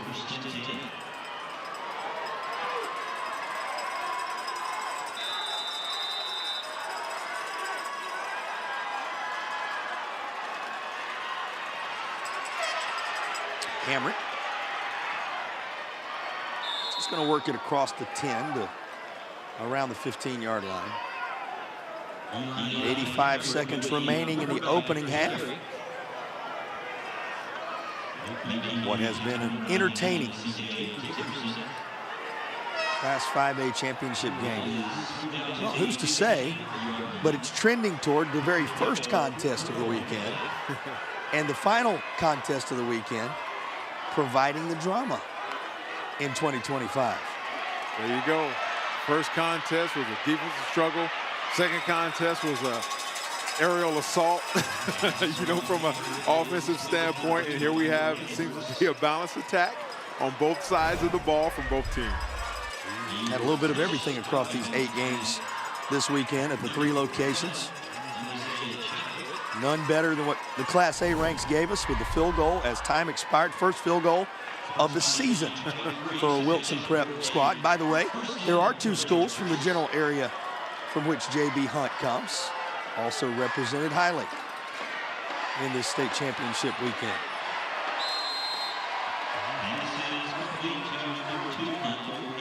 Back into Edwards' grasp. Yeah, that may be one of the more remarkable things we've seen in a state championship environment in recent years. A team that didn't even kick extra points this season and had not attempted a field goal at any point, kicking one after 2 delay penalties with no time left, in essence, to claim a state championship 9-8. That's how it all got started this weekend in North Carolina. And here come flags again as the clock rolls at 15 seconds remaining following the carry of Jason Black. Yeah, once again, it looks like it's in the area of holding. Not too sure, but usually when it's in that area, they're gonna back it up. Penalty numbers suddenly climbing here in the late second quarter. And once again, I'm wrong. They're going the other way. And he's chasing down one of his comrades. Mark Barber said, tell me again now, or actually going over now to talk it over with the Crest coaching staff. And here's our indication. Personal foul. Face mask for 10 defense. 15-yard penalty. First down. Timeout. Crest. Their first down. Crest now up closer to midfield. Has 14 seconds to take for a spin, and they'll stop the clock to talk it over. Yeah, with a big arm like Hamrick, maybe take a shot. You never know, JP. They have a fresh set of downs. They still have, 2 timeouts in their pocket, so you never know. Had nearly a 50-yard toss that ignited that opening scoring drive for Crest. Yeah, we know he's got the distance in that arm, so we'll see what Coach Lloyd can draw up for the Chargers right here. There is the Virginia commits numbers to this point. I showed you earlier in the game what he has done across the course of the season. Madison giving you a nice window into the backstory that led him back to a family location there in Cleveland County, North Carolina. Yeah, and that's a great story. You know, Helene just displaced so many folks, and the fact that he can still enjoy the game that he loves, and he's going to be, continuing this on at the University of Virginia, it just, it makes your heart, it does your heart good, man, to know that there's still opportunity and still chances for these young men. Still got an opportunity here in the first half, 16 seconds to work with. Just what you suspected, and just as they draw it up. How about that? You saw the arm of Hamrick on display, and he connects with his intended target. What a job bringing that in by Surratt. He's a guy we talk about on the defensive side of the ball most regularly, but he has an offensive moment here. Yeah, and you know what? As they continue to grow and progress in their careers, Surratt is going to be trying to pick off his teammate from the University or North Carolina State University, and he's going to be at Virginia. So he's going to be in the other end going against his old teammate. Yeah, before then, Shrine Bowl selection as well. So a lot of great moments coming up for that young man, and he has put his team on the verge of potentially extending the lead here. Clock stopped with 8 to play. I love it. Surratt comes out. He's like, yeah, all I do is catch bombs. That's all I do. Comes back to the sideline, smiling, high-fiving. I love it. Look at that. Just the joy on his face. Just the joy in all these young men's hearts. And not to be outdone by little Bo that's running up and down the sideline. Time of his life. I love it, man. I love it. And that's how champions are made right there. He's going to remember this day for the rest of his life. All right. They have 8 seconds to take for a spin. That's how long they put you on a bull, right? We're in Durham. That's what they say. Bull City, the Durham Bulls of Durham fame. Here's the 8-second ride for Crest. To the corner, incomplete. Half that time gone, 4 left to work with. Looks like they're going for the field goal. Put some more points on the board just before half. This will make it a 10-point contest at the intermission. We shared with you earlier, Carson Greer, an outstanding kicker. And they will spot this for him at the 17-yard line. We were talking about that field goal that won the state championship game earlier. Yeah. This weekend. You remember the distance? 27 yards. What's the distance here? Well, my. 27 yards. And this one, just as true. It wasn't this. That one was prettier. Well, here's a guy who does it really. That'll bring the half to a close with Crest surging from an early deficit to carry a 10-point lead into the break. Awesome. Congrats. Here we go. One more half to go, JP. Well, going to be interested to see what head coach of the Chargers, Coach Greg Lloyd, has to say about the way his team reacted and responded. He's now standing by with Madison. Well, Coach, it seemed like all three phases of your game really settled in. How do you feel like they're handling the pressure of this state championship game? Well, Hunt's playing well, and I thought our kids are playing well. It's a great ball game, and we made some plays right there. That was a big field goal for us, but it's definitely a full-quarter game tonight. We're going to play in the second half. And what do you say to your team right now to go in that second half and close it out? Well, we're going to play good. I mean, Hunt's a very good team. This is not easy by any means, but I like the way we're playing. We're competing hard, and it's a great ball game. Thanks, Coach. Thank you. Back to you guys. Hometown Hart for him, and a 10-point lead at the break. You'll want to stick around. We got the Foundation Solutions halftime report coming your way. A physical 5A title clash as Crest tries to make it a banner day for Cleveland County. They lead it halfway home.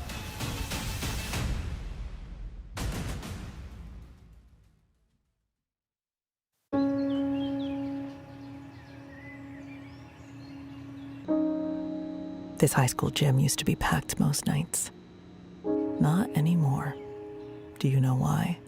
Because bad behavior by fans, especially adults, has caused a shortage of game officials across the country. You see, without officials, we can't have sports. Don't let this become reality. It's time for a change. Let's bench bad behavior for good.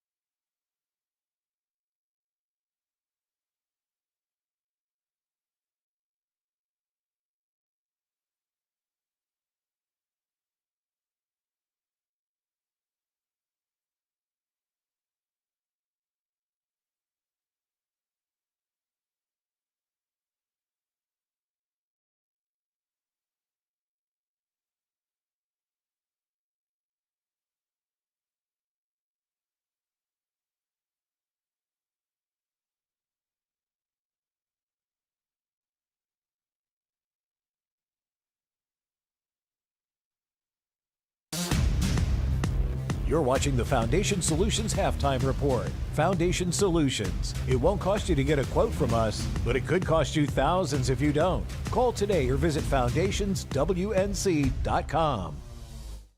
Hey everybody, thank y'all for tuning in to this state championship high school football game. Joining us today is our good friend all the way from Ingalls Markets, Miss Taylor Newhouse. Taylor, are you loving the game so far? Absolutely, it's been a fun one to watch. It has been a fun one to watch. Now, what are you anticipating? An explosive finish, I hope? We always hope for an explosive finish, but definitely an interesting game. All right, we got to talk at the end of the game then. Absolutely. Now, let's talk about high school athletics in general, because from what I understand, Ingalls Markets, y'all have had a long-standing and robust partnership, not just with our organization, but the entire community as a whole. Mm-hmm. Let's talk about the dynamics of that partnership. Absolutely. We kind of gravitate towards athletics because we feel like it's a great way to reach our communities, but we're with these kids all the way from that first day of elementary school all the way through college. So we're really following them, but athletics is a good way to bring it all together because everyone loves a Friday night football game. They do indeed, including you and I. That's Absolutely. Right. So it sounds like you guys really do bridge that link between academics and athletics. Am I correct to assume that? Yes, definitely. We're there to support children through their entire educational experience. Speaking speaking of supporting children, y'all have people who come into y'all stores and end up working for y'all, people who we go to church with. I mean, this really is a tight-knit community. Is that right? Absolutely. Ingalls is a beacon in all of our communities. And we love to get people in and out of the store, especially these kids that are working at our stores, our athletes and students in the schools that we support as well. That's indeed right. Well, Haley, you know what time it is. It's time to get back to some football. All right, let's do it. Let's do it. We'll see you guys next time on Friday Night Rivals. So, you gonna play this week? You're gonna play this week? You gonna play this week? You're gonna play this week? You gonna play this week? You're gonna play this week? You're gonna play this week? You gonna play this week? You're gonna play this week? And welcome to the Ingalls Game of the Week as the Warhorses square off against the rival. He's going in. He's going in. Go, baby! Ingalls, we're with you every step of the way.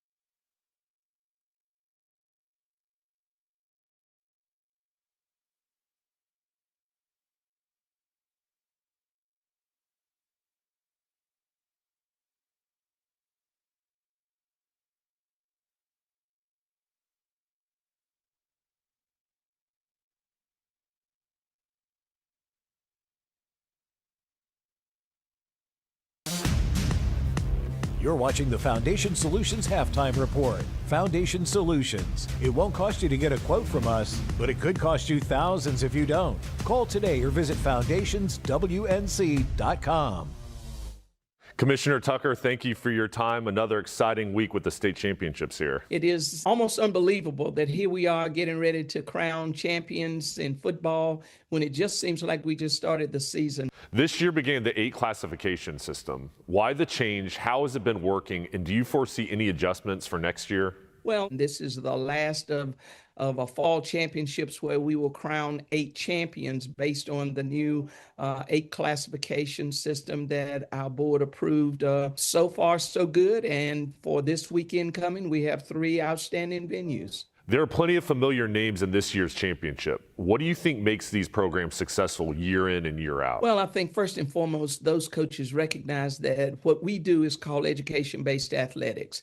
And it's about providing teachable moments. It's about teaching young people the core values of sportsmanship, integrity, and honesty. And I believe that those coaches understand how to navigate that kind of balance. And what do you think has been the biggest challenge for the association this year? Well, I think always a big challenge for us is trying to help everybody understand the role of sportsmanship in what we do. It's been an ongoing theme of trying to keep that front and center of what we do.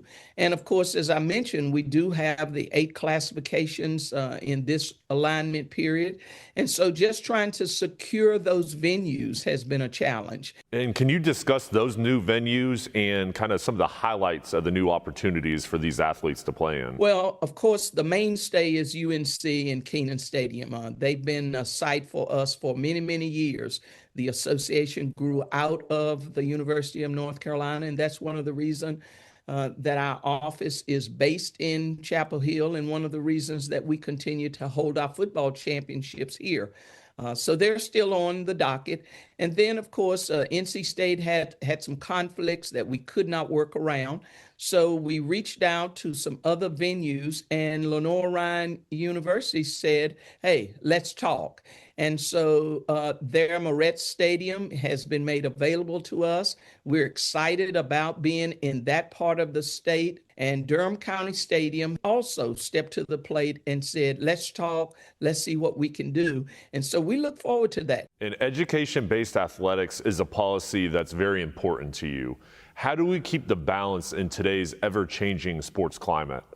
It is about learning how to be a young person, how to grow into that young adult. And if we've done our job, we have those young people poised and ready to be able to go on and make a difference. Commissioner Tucker, thank you for your time as always, and enjoy championship weekend. Thank you so much. The North Carolina High School Athletic Association welcomes you to tonight's game. We are excited to celebrate the hashtag NCHSAA Game Locked In, which honors everything that makes high school sports special. Let's continue to create a positive, welcoming environment for everyone. Cheer loudly, support your team, show respect to officials, opponents, and each other. Let's make tonight's game one to remember, full of pride, positivity, and what it means to be truly locked in.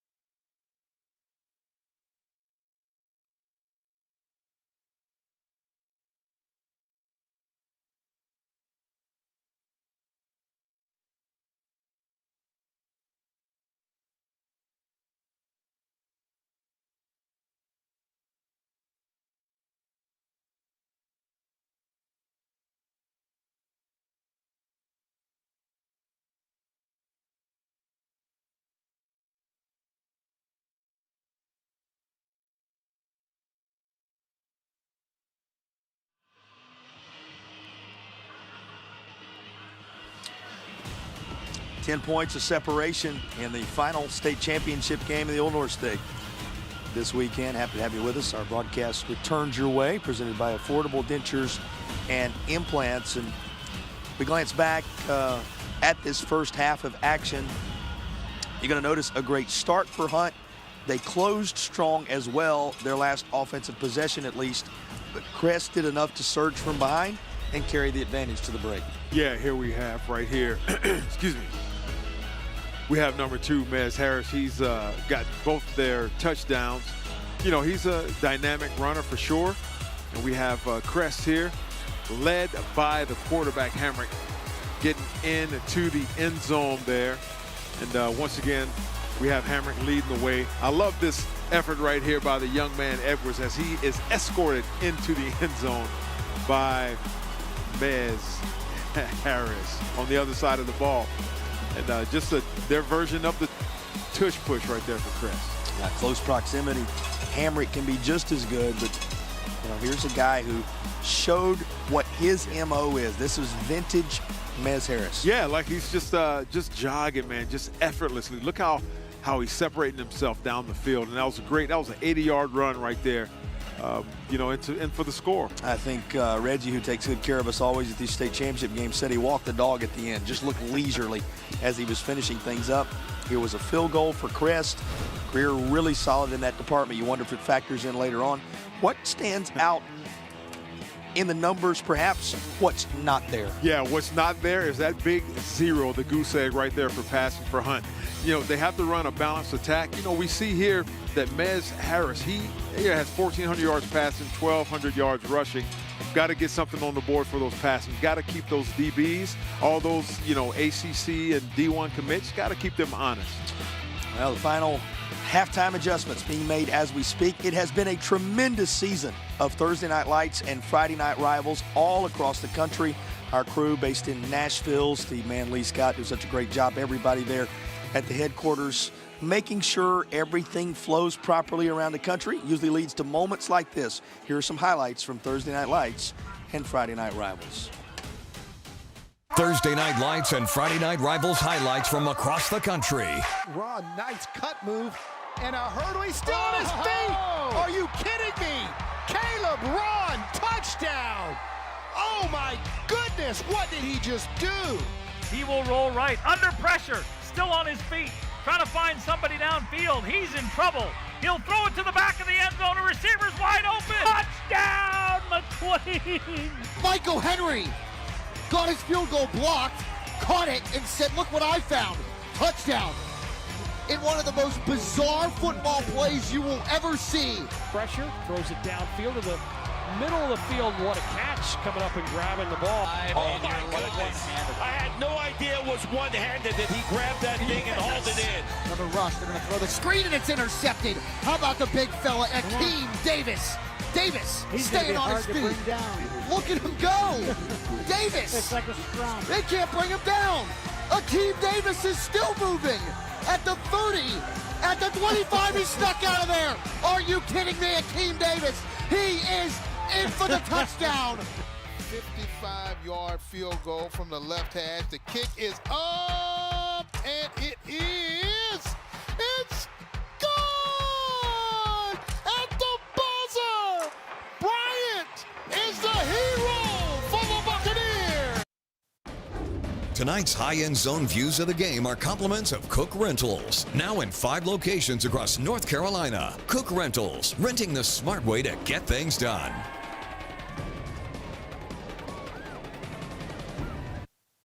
Storms can come up fast, and your roof is your home's first line of defense. Tip Top Roofing is fully licensed, insured, and trusted by homeowners, HOAs, and real estate professionals. From the smallest repairs to the largest residential replacements, we handle it all, including gutters and siding. As a CertainTeed Select Shingle Master, we offer up to 25 years of workmanship coverage and a lifetime materials warranty. Ask about our senior and veteran discounts and schedule your free inspection today at tiptoproofing.net.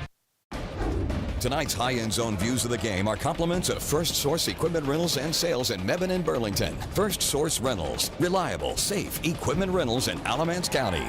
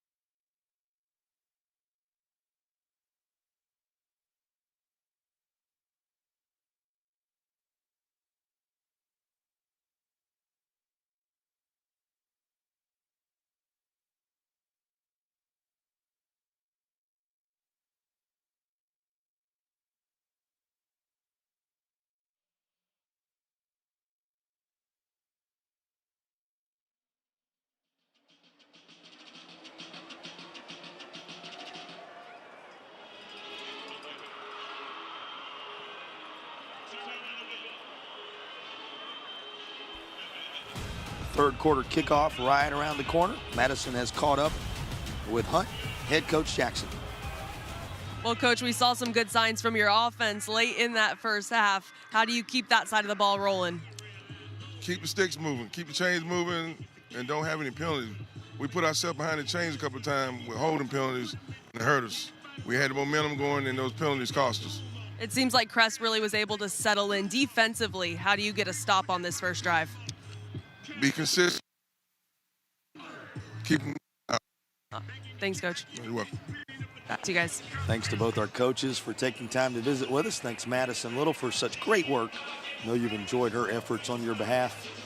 Braving all the elements and making sure you had the inside peek at what's going on in North Carolina State Championship football on this busy weekend in December. Eric, 2 quarters, 1 half of North Carolina high school football left in 2025.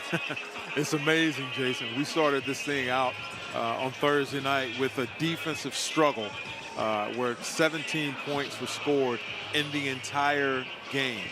Then we had a game earlier where 125 points were scored in the entire game. And now we have a battle right here. You know, it's just what? 1 score? 10 points. Yeah, 10 point, 2 scores. And you never know where it's going to go.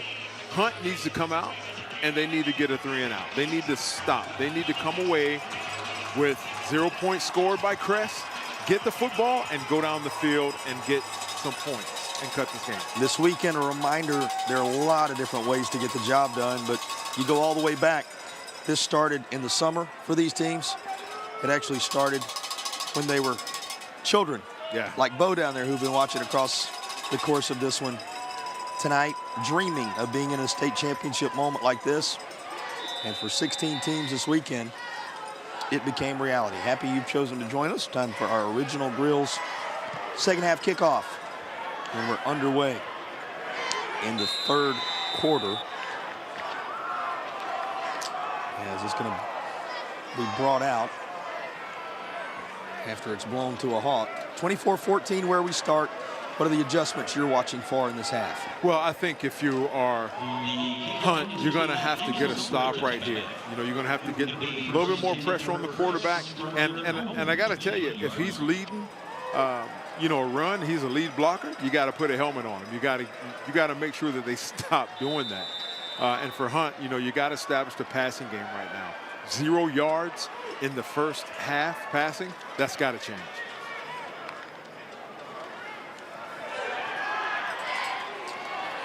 Toss to get things started. And they go right back to a guy who's a big part of things in that first half. He certainly was. And, you know, for Hunt, they're just going to have to rally to the football. You know, keep everything in front of them and just rally to the ball. Good flow. You know, they're keeping the shoulder square and coming downhill. Good open field tackle there by Jaden Warren, the outside linebacker, the junior, 6 feet, 190. Yeah, just got to do it. But Michael Edwards right there is having a huge game.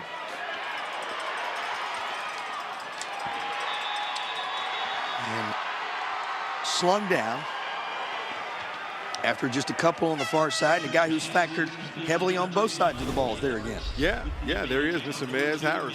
And it's just a little stop, and Harris with the pursuit.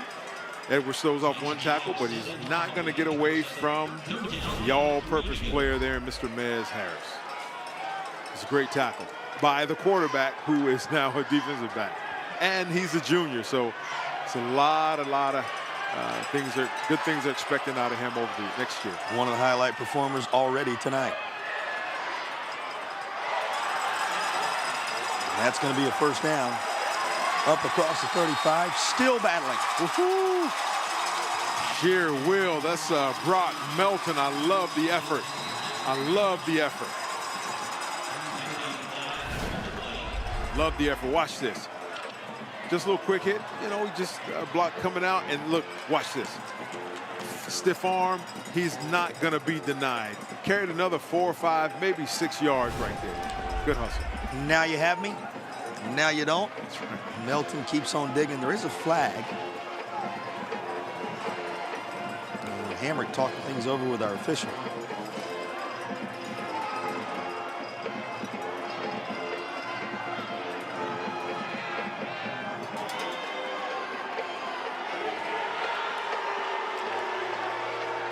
Looks like this was a post-play infraction against Crest. Yeah, like it was a dead ball, unsportsmanlike against Crest. Not sure what it was. Couldn't get the his microphone working there, but The Chargers are backing up, so we know it was against them. Not sure what had happened. Well, once they sort it out, ball's on the 26-yard line. Opening drive of the third quarter for a Crest team up 10 in pursuit of championship number 7 all time.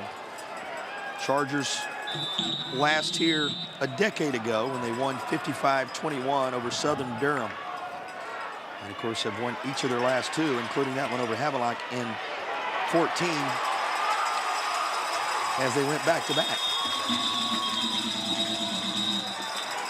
And trying to make it 3 wins in the state championship environment in a row.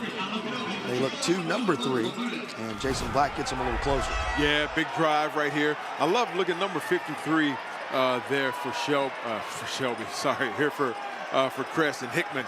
And right at the end there, he's driving his feet. He is Gardner-Webb commit right there, just showing why he deserves to be out there on that field. The big fellas moving that pile.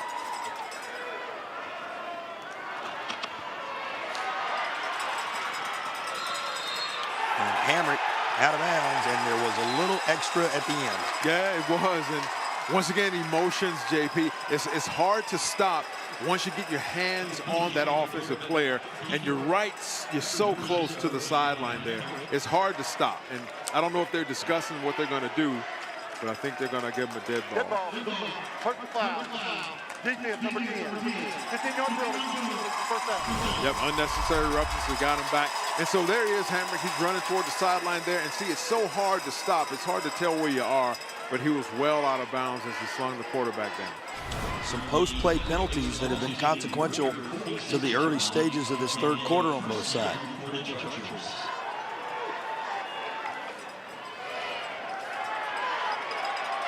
Hamrick, and I don't think he quite located the football. It's incomplete. Yeah, it was a good throw. It's hard to locate. It's, kind of like what that Hank Aaron over-the-shoulder catch. Yes, it's hard. Jackie Robinson, one of them. Willie Mays. Willie Mays. Willie Mays style.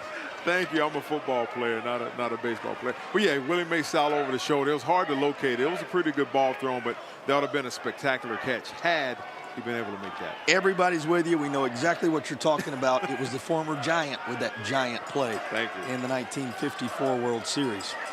10:34 to play. Third quarter. And Crest slightly into Hunt territory. Boy, that got away quickly. That ricocheted off a helmet right there. Well, just like that, key third down coming. Yeah, and this is what, that Hunt defense has to do.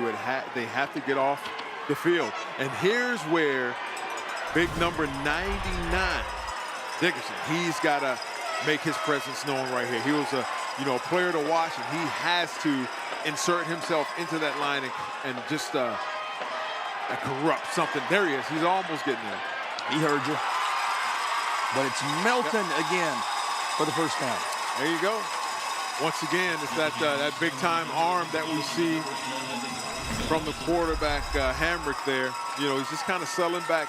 And Dickerson almost got there, but that was a great throw. Hit him right in stride. Hamrick over to Melton. And a tip-top roofing first down. Fate Family Football Roofing. Tip-top roofing. Sponsoring our first downs here in the third. Edwards again. Not much running room for Edwards this time. Yeah, that'll go down as a pass, that little pop pass they call it. Just testing the boundaries of that defense, getting them going side to side before they hit them right up the middle, right up the gut. Well, you mentioned some of these Crest plays going down as a pass. That's a point of emphasis coming into the second half. Will there be any passing unpack for Hunt at some point, balancing those yards out just a little bit? Right now, their D just trying to get that offensive football back.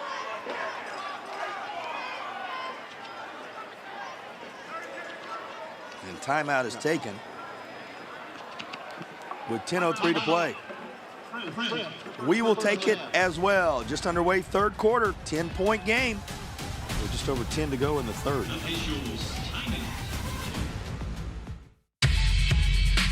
The need for officials has never been greater. Without officials, we don't have this.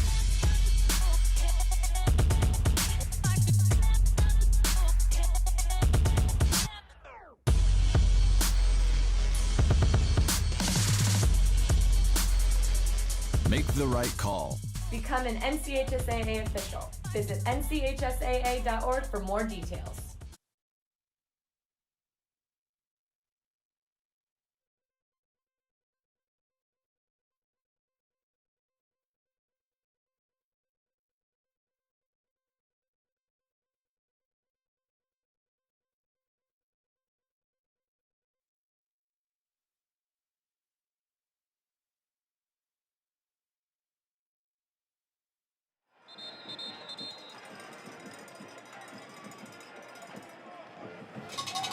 Before all is said and done, we will have the Affordable Dentures and Implants Player of the Game selection.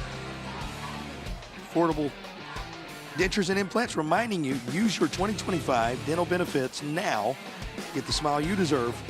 Visit affordabledentures.com. You can find the practice near you. They'll have our Player of the Game selection at some point in the fourth. 10:03 here in the third. Hamrick making a bid to be that guy. And he's still up until he finds the end zone. Touchdown for the Virginia commit yet again, and he just followed the deal makers. Yeah, he is either a lead blocker or he's following a lead blocker. That was a great run. You know, just a quarterback power. I mean, call it what you want. They outnumber you at the point of contact, and there you go, point of attack, sorry. And he just muscles his way into the end zone. Hamrick's latest moment of impact in this game. And the extra point is just as true. Crest lead growing to its high water mark here. Yeah, there you go, JT. And before it gets out of hand, Hunt is going to have to make a stop. Hunt is going to have to do something special on special teams, a splash play. They're going to have to, you know, make a stop on defense, but they're going to have to air the ball out right here, JP. First time getting the ball here in the second half, so they're going to have to make something happen right now. It's not time to panic yet, but if they don't get in the end zone this drive, Crest puts another in the end zone, then it's going to be time. But right now, they have to get something going. 80 yards on that drive. You see, pretty impressive in terms of the methodical nature, capped by the 24-yard run from Hamrick. Yeah, and once again, he shows why UVA made the right choice with him. He's taking matters into his own hand. And right now, somebody's going to have to step up for Hunt. And they'll be singing the good old song for Eli Hamrick, those Cross Sabres in his future in Charlottesville, Virginia. Got a number, and that's really one of the headlines of this game, Eric, as we're set for the latest of our Original Grills kickoffs. Elevate your grill game, Original Grills. This was a game, is a game, packed with ACC quality talent. Duke, NC State, in his case, Virginia. You're watching a lot of players under the bright lights of a Saturday night in the high school ranks who are going to be under the bright lights on Saturday nights for a long time. You better believe it, JP, and they're getting used to it, right? They're settling in, and you see Crest just really settling into the game, not panicking, methodically going through their playbook, making plays where necessary, where they need to, and capitalizing on them. And now it's time for Hunt right now. It's time for their playmakers to step up, starting with Mez Harris, and make something happen right now. You talk about momentums and runs that occur across the course of a game. When it was 7-0, Crest put up 21 in a row to take a 21-7 lead. After Hunt answered to make it 21-14, they have since posted the last 10. It now sits 31-14 in the back and forth that has been the 5A title game. So you said it. Nothing in the passing department just yet for the dual threat QB. Will that change on this drive? Starts with the rushing game. And minimal, if any, gain here. Yes, it's going to have to. I mean, if I know that you're struggling passing, I'm going to pin my ears back. I'm going to go man-to-man. I'm going to send the house at you. And that's what Crest is doing right here. And so they're going to have to get something established, you know, whether it be a pop pass, whether it be a sweep, something. They're going to have to get it going. One jersey change to pass along to you. That was Dobbins. Paxton Dobbins in jersey number 58. He was wearing 35, now making the switch and wearing 58. And that was right in the hands of jersey number 4, and Surratt would like to have that one. Oh, yeah. And it's one of those times where he was probably seeing the end zone and the high stepping before he even caught the ball, and he just kind of counted his chickens before. I mean, that's right in the bread basket, right in his glove. And so, yeah, he just probably took his eyes off the ball right there. Javari Surratt was exactly where he needed to be, well covered by the senior safety. Yeah. Got those Wolfpack red gloves on as well. A nod to what we were talking about just moments ago. Well, how about this run? And the passing game has not yet come along. Keep it in the hands of Jones. There you go, Ryan Jones. He has just about 1,800 yards on the year, 21 touchdowns, and those yards after contact. Just once again, power play. You pull the big fellas around the end. He's breaking through 3-4 tackles.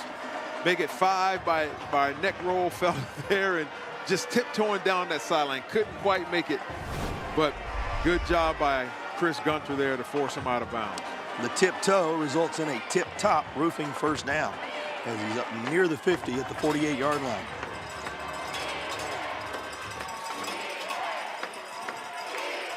Got to get something going. Got to sustain this drive and get points out of it. Yeah. You'll remember he had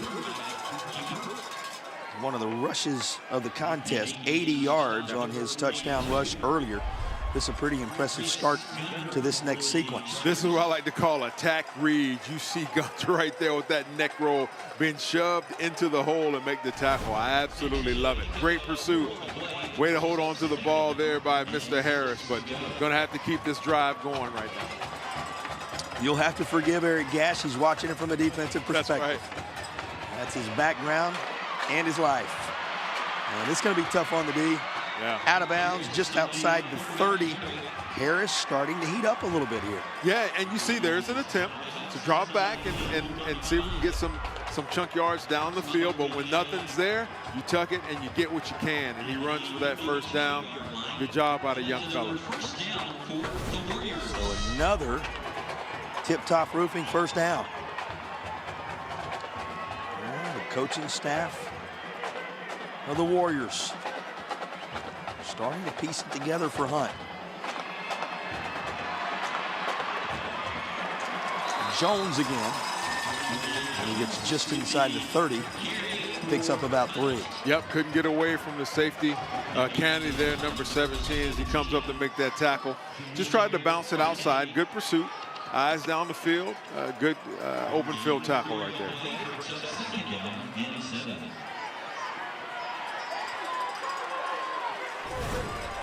Jamie Hunt facing its largest deficit of the game. You see the vitals on Kennedy, who was in on the action. Jones, and he's near the marker as he lunges forward to around the 22. Okay.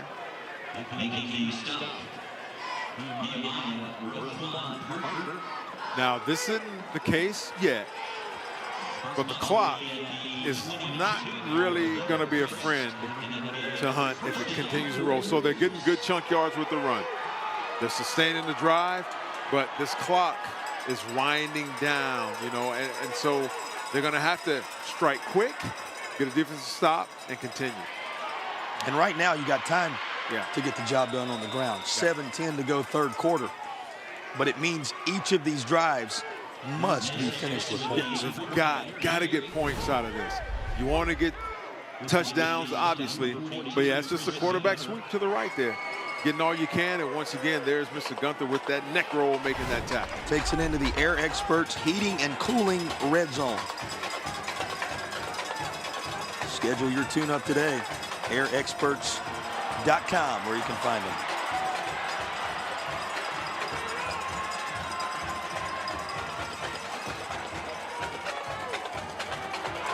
Ooh, new ball carrier and a Crest result. How about big 2-0 for the Chargers in there with force.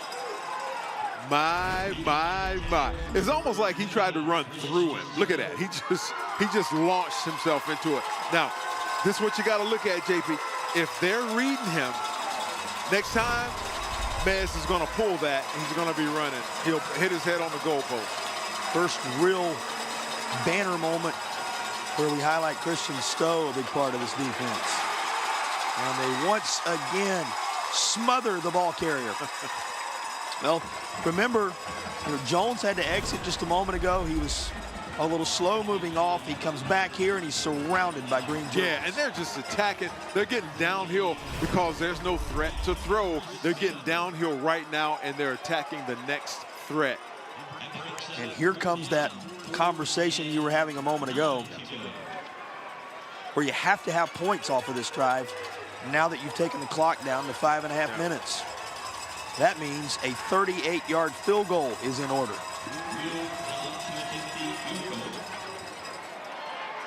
The distance is there, but the kick from Will Dahl is no good. Special teams player of the year in the conference. He'll be a Shrine Bowler. He's made some solid ones along the way, and you saw the strength of his leg right there. Just couldn't quite punch it through the uprights. It stays 31-14. Mid-third, our broadcast continues, brought your way by Affordable Dentures and Implants on the other side of the break.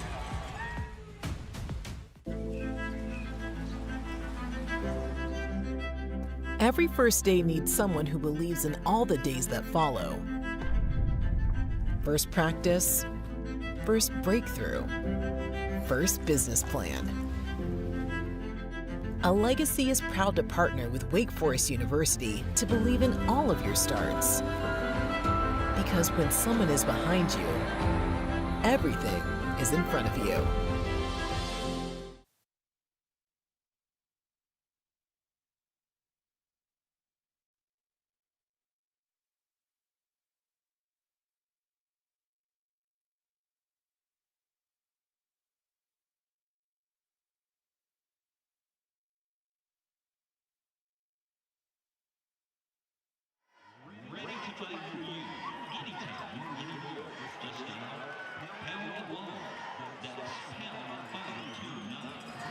You probably already have some moments in mind for our Legacy Federal Credit Union play of the game.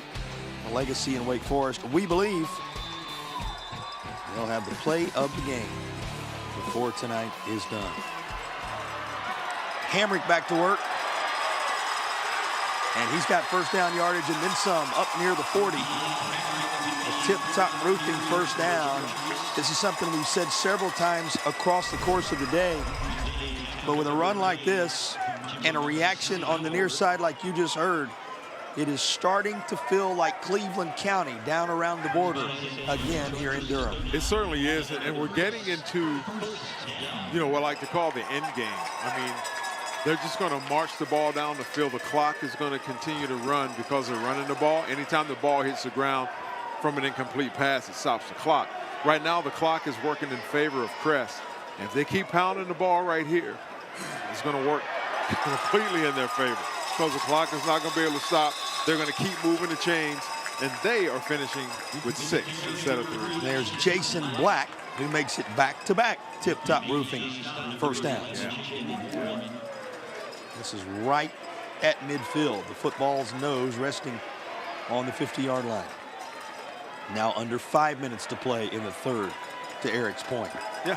And I want to point this out, too, in the day and age of these high-powered offenses and stuff where they're signaling in all kind of plays. Hamrick is coming to the sideline, getting the play, running back in, and calling. And is calling his number. Smartly gets out of bounds. Some things still work. There you go. If it's not broke, you don't need to fix it. Flag down at the 49, just at the end of his run. Here's Mr. Barber. Offense, number 9. 10-yard penalty. First down. Holding call brings that back. Well, this Crest team in pursuit. Title number 7. It's been a decade since they were here. You can tell the energy had been building along the way. Got a player being tended to at around the 32-yard line. Looks to be Isaiah Chadwick, who the training staff is working with. Well, tonight's power and high end zone shots provided by First Source Rentals. Reliable, safe equipment rentals. First Source Rentals, rent it. They are powering the game.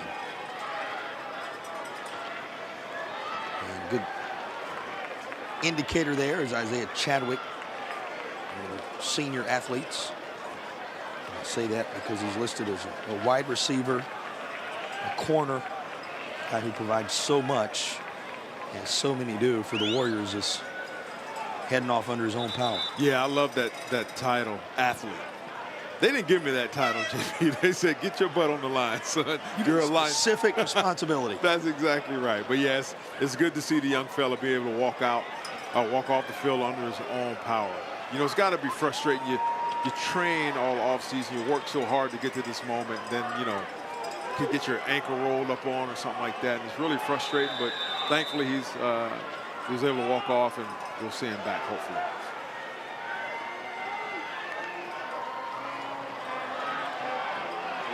First and 19. A good chunk of it as he goes to the skies and hits Edwards across the 50. Yeah, and that's the beauty of it. You know, as we look at this replay here, you got 7, 8 men in the box. Well, that's the throwing situation, you know, and so what do? You just pitch it out there to one of your athletes, Mr. Edwards. He's having a heck of a game. You get 5 yards. It's almost like a sweep, a run. You know, he completed the pass and got what he needed to. Edwards taking some direct snaps in this one. He's obviously made some major catches like that. He's been one of the main catalysts on this playoff run. Hamrick and the Chargers. And this is Tip Top Roofing first down yardage yet again. Yep, the big fellas up front. You begin to lean on them, and as you lean on them, you get those yards, you keep the chains moving, you keep that drive alive. More importantly for the Chargers, you keep that clock rolling because the clock is in your favor right now. Edwards had the catch a moment ago when they were behind the sticks, and he so often has come up big for this team in the 2025 playoffs. For more on his impact, here's Madison. Well, guys, his coach said that he's been a big part of this playoff run. They're playing more complete football in the playoffs. He says the second half has always been the Achilles heel, but the last 4 games, they've won the second half, and Edwards, a huge part of that, a receiver, a wildcat quarterback at times, returns punts, and he's been at his best lately. Certainly the case tonight. Hamrick inside the 35. Well, you go back to some of the conversations this week about how good Edwards has been, about how talented this Crest offense was overall. You know, Coach Jackson said when Hunt was asked about Crest, you can't stop them. You just try to contain them. Right. And they have shown that to be true tonight. Edwards, one of the big reasons why that's the case. Absolutely, JP. And, you know, got to give a shout out to Big Dickerson, number 99. He made that tackle, pursuing down the line of scrimmage. But, yeah, Crest is just, you know, executing that game plan right now, the ground and pound, keeping that clock moving, more importantly, keeping those chains moving. It'll take us to 2 minutes to play in the third quarter. And we got a player down. Going to need attention once again on the Hunt side. So it will stop the clock just shy of the 2-minute mark at 2:03 to go. Yeah, it looks like Cooper may be looking at his right shoulder. I think he had his hand up too. Hope that young man's okay. Once again, you hate seeing that. But Cooper is a freshman linebacker and running back. We hope that the young man's okay. You know, the training staff being put in use the last few minutes extensively here in this third quarter. He's right over here near that Crest huddle, and now to his feet. Yeah. Once again, always a good sign to see him walking off the field under their own power. He'll remember this. He's making memories right now, right? And he's hoping, hey, if we don't get it this time, I'll be back. Just hope that shoulder's okay.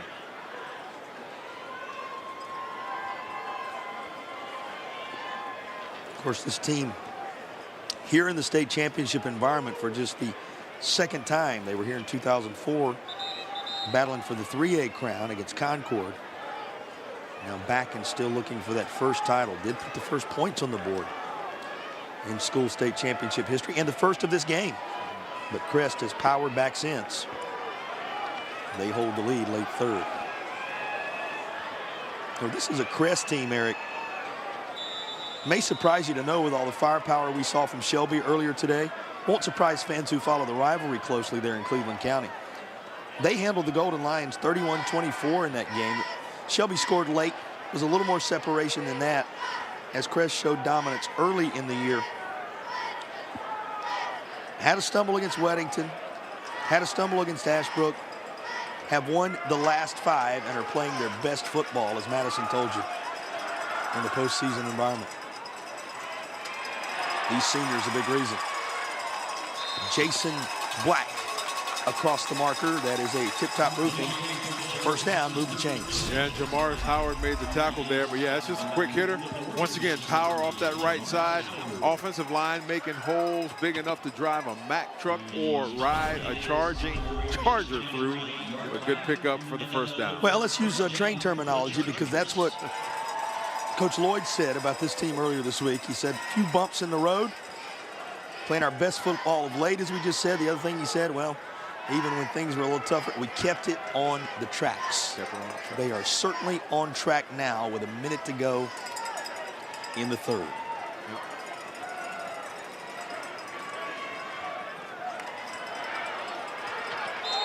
Football out. Oh, but they're blowing this dead. That would have been one of those splash plays that they so desperately needed. It had potential. It certainly did. Certainly did. Well, listen for the whistles. Here's a real-time look. Oh, wow. Seems that the whistles came afterwards, but we don't have the benefit of instant replay, and there's another flag. Randy James again to rip that out of there. And Jeremiah Thomas thought he was off to the races. Crest's going to come over near the sideline. We'll talk about this with 19 seconds to play for just a moment. Yeah, I'm not sure what that flag was. I did see a flag go up. Maybe it was a sideline warning or something. Not sure. He didn't walk anything off either way. Didn't look like it.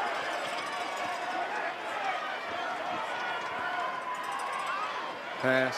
Yep. Oh, good. Look who read it and took it away.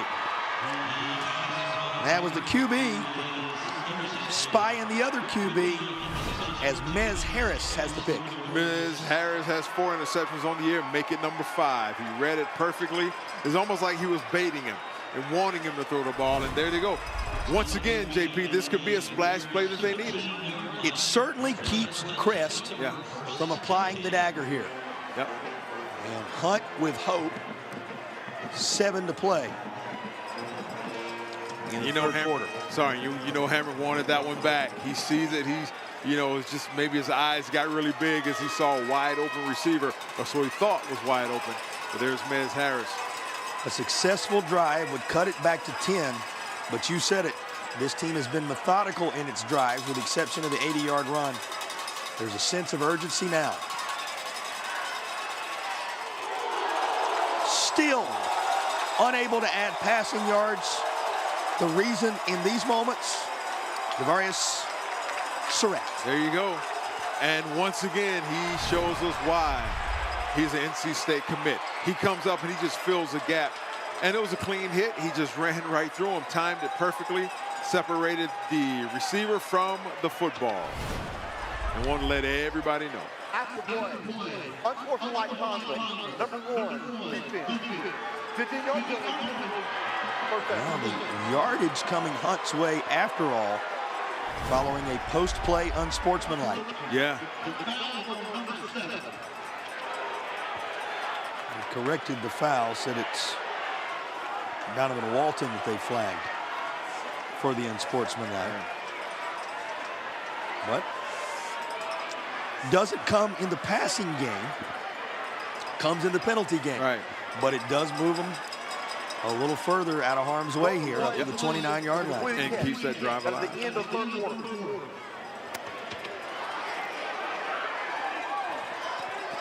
Also went ahead and declared the end of the third quarter. Final 12 of 2025 in North Carolina when you return to them.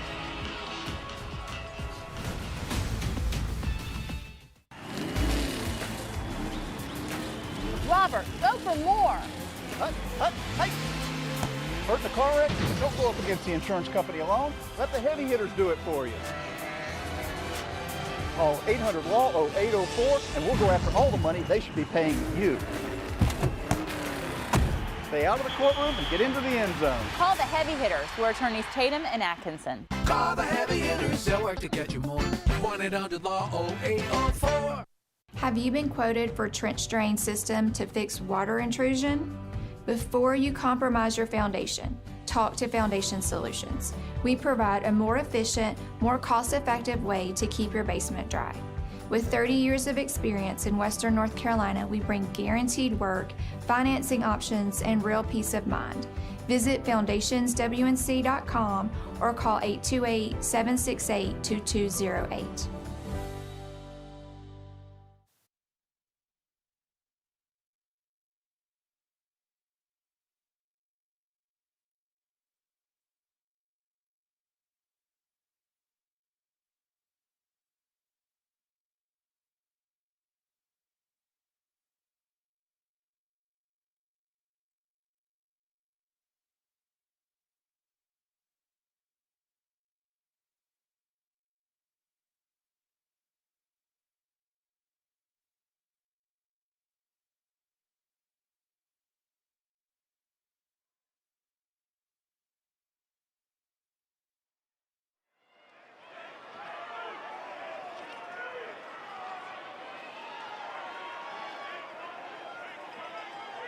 Starting the fourth quarter, Hawks ball at their own 29-yard line.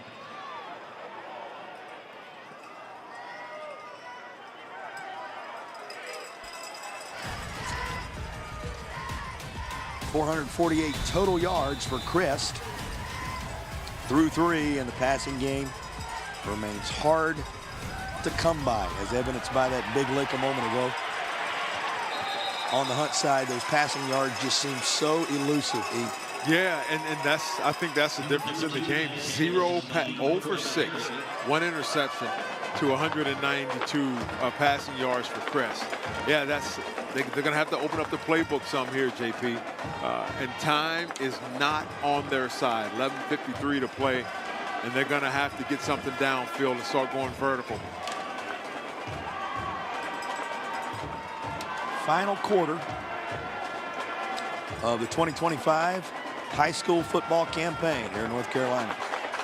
Happy you've chosen to spend a good portion of your weekend with us. Merry Christmas, happy holidays to you all the way through them, wherever you are, and thank you for making these broadcasts a priority. They've been brought your way by Affordable Dentures and Implants and all of our sponsors, who we'll thank again at the end. And we also say a big thank you to all the broadcast teams. There are so many people who work behind the scenes to make events like this happen, to make these broadcasts possible, particularly when you're working 3 sites across 3 days. And thanks and much appreciation to all those on cameras, in trucks, pulling cable, and everything that has to be done, statisticians, to make the magic happen. We appreciate you so much and wish you as well the greatest of holiday seasons. Merry Christmas to you all. Hard to believe, Eric. Seems like the season just started. And everybody bringing it to a halt here in North Carolina on this 13th day of December. I know you got all your Christmas shopping done. I'm done. I'm completed. You're always well prepared. I'm always 2 steps ahead, JP. At least 2.5 steps sometimes. And now that the season's over, some of the rest of us can get to work. There you go. 11:53. And a big thank you to all those behind the scenes who allow these to travel around the country and do these games. And Katie and Lee and all those who allow us to bring you these contests along the way. Big thank you to everybody. Out of bounds. We talked about the sense of urgency that's there. You know this Hunt team is capable. Yeah. But all of a sudden you look up and time is a major challenge. It certainly is. And, you know, they have 0 yards passing. And listen, realistically, he's throwing into 2 ACC commits.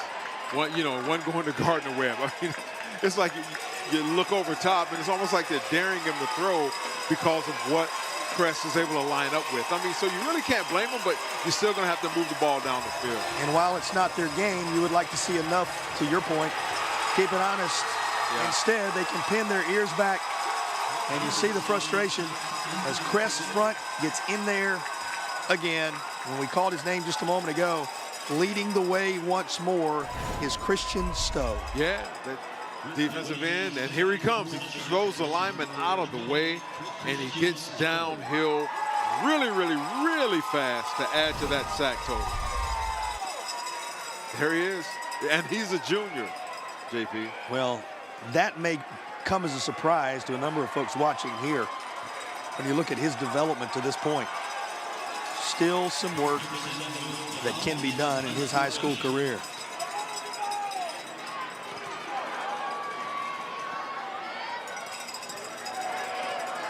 Nice roll for Hunt. All the way inside the 30. That's where Crest will have it when you return to Durham County Memorial Stadium. And our broadcast brought your way by Affordable Dentures and Implants continues. Storms can come up fast, and your roof is your home's first line of defense. Tip Top Roofing is fully licensed, insured, and trusted by homeowners, HOAs, and real estate professionals. From the smallest repairs to the largest residential replacements, we handle it all, including gutters and siding. As a CertainTeed Select Shingle Master, we offer up to 25 years of workmanship coverage and a lifetime materials warranty. Ask about our senior and veteran discounts and schedule your free inspection today at tiptoproofing.net.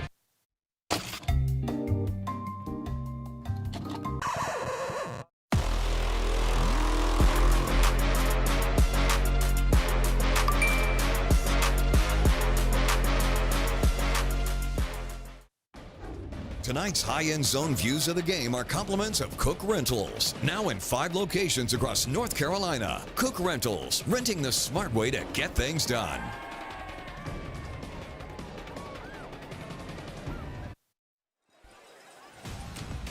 Crest trailed early, but surged out front to lead at 31-14 in the early stages of the 4th. Chargers with the football, and now they begin to think about the manner in which they can start to salt one away for a title here. Better believe it, JP. Probably going to be a series of runs right here. Oh, but here we go, stepping up. Guess who was waiting? Big 5-1 in there quickly to get the job done. Karius Dickerson, I love it. The big fella penetrating through, shedding the blocks and getting right down to business. And hey, we're not done yet. Let's go, fellas. Keep it fired up. I love it to see the big fellas getting emotional. 10:23 to play. Has him in a 2nd down and 15. Call it 14 here. The ball is just inside the 25. Thompson still up, and he is near the marker as he rushes for right at 14 of those yards needed. In fact, he has them.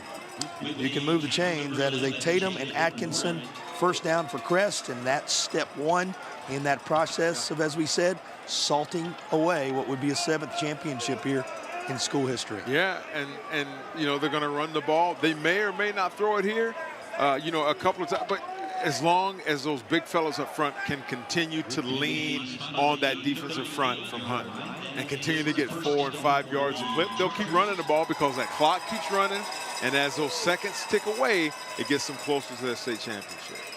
Well, a couple of rushing touchdowns for Hamrick, a couple of rushing touchdowns for Edwards in the game. Thompson and Gamble have carried the ball a couple of times. Nobody's had more touches than Jason Black, and he's a 100-yard back in the state title game. It'll be Hamrick taking it himself this time. He'll take that first down yardage the rest of the way. Yeah, and there he's patting himself on the chest again like, that was my bad. Not sure if he was going to give it or it was a bad read or bad handoff or interchange there, but he was like, my bad, coach, I got you. And here we go. The clock continues to run. And again, Jason Black, 15 carries, 105. He's a 100-yard back. You look at Hamrick's numbers, the Virginia commit has not only rushed for over 80 yards, and you know that includes for the quarterback everything else as well. He is 14 of 22 for 192 yards through the air. Who can forget that long 50-yarder when they were backed up early in the game? Flags here as he tried to draw him off. Well, and he did it well.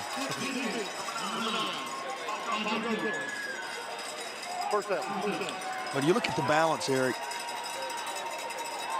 On the Crest side of things, you got the obviously 462 yards overall. Almost 200 of them passing, 270 of them of the rushing variety. Yeah, balanced attack, and that's what you need to do in order to win a state championship. And just stay poised. You know, he got them on the hard count right there. They jumped, and it keeps the drive alive, keeps that clock rolling. It gets them one step closer to a state champion. Based on the skill set you've seen from Hamrick in this game, what's his future in the Atlantic Coast Conference? Yeah, it's pretty promising. You know, only sad thing for me is, you know, if they were 8 miles down the road, I'd be a lot happier. We know the glasses through which you see the world. That's exactly right. That's going to come back. That's a holding. I saw that from up here, even through my my glasses here. I can see that. That's going to come back. Through those baby blue-colored glasses. Number 63. 10-yard penalty. First down.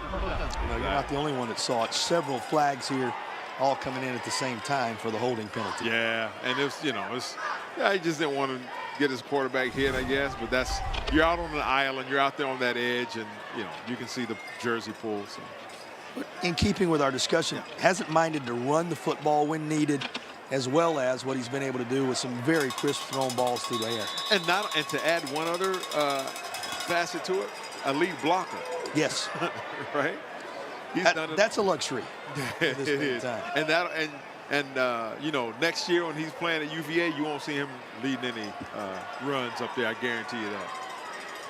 Well, they'll have other things in mind once he arrives on grounds in Charlottesville.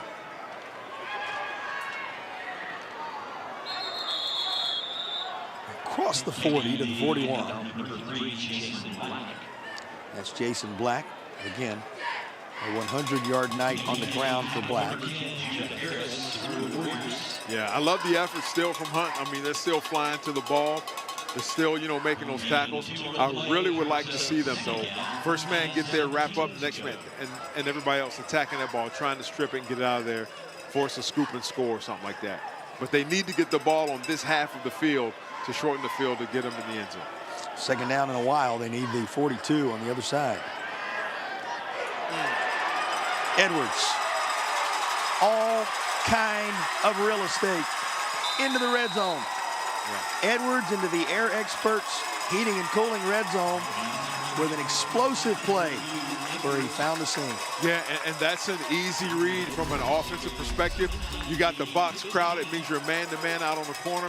You release a receiver out there to block, and away he goes. The premier performer alongside Hamrick in this playoff run for Crest. Drives them a little closer to what might be an exclamation point type score here. You know, interestingly enough, for all the balance we've discussed related to Crest, the 4 touchdowns all on the ground. 2 rushing for Hamrick, 2 rushing for the guy you just saw featured there, Edwards. Yeah, they're doing exactly what they need to do to win. I mean, the game plan is working to perfection. They're playing, you know, it's a pretty good defense, but more so they're controlling the game and the clock with these sustained drives.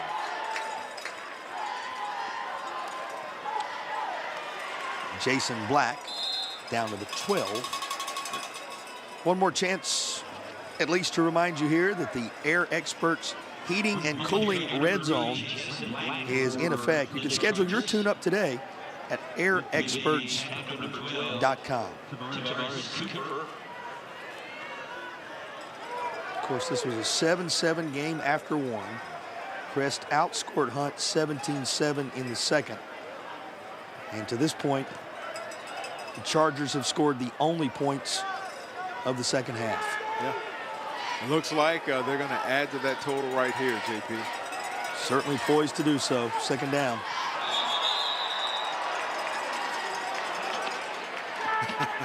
I love it, the big foot. I thought you said first sound. What's going on? Why'd you call it? 5-yard penalty. Second down. Where do you think that ball was going? Right, he was ready. He was ready. Well, you told me that's the direction we were headed. Right. I thought you said first sound. Listen, you know, I love the conversations. I only know because I've been a part of some of those conversations before. It's not as easy as it looks, this game of football. That's right. A lot of moving parts. 17-yard line. Thompson going to take it back around the 12 where the line of scrimmage was a moment ago. More than anything, that puts the clock back in motion for Crest. Yeah. Good tackle there by Jaden Taylor. Looks like saved the touchdown, saved the tackle. Went at the legs. There you go. Wrapped it up. Did just enough to get him on the ground. There is a first down available in this Air Experts Heating and Cooling Red Zone chance. It's available at the 2-yard line. Crest may opt to forego that if they can go ahead and close the deal. Again, that's a pop pass. Thompson hurdles a man. Yeah, can't do that. And finds the end zone. But the flags come in Groves. Yeah, can't do that. It looked good, right? But he's going to have to save that one for Saturday. It's a moment that will last. Yeah. It simply won't result in 6. That's exactly right. They're going to talk about that one on the Crest campus for a long time to come. And around North Carolina, if they witnessed it on this memorable Saturday evening. Live ball. Hurley. Offense. At the 15-yard line.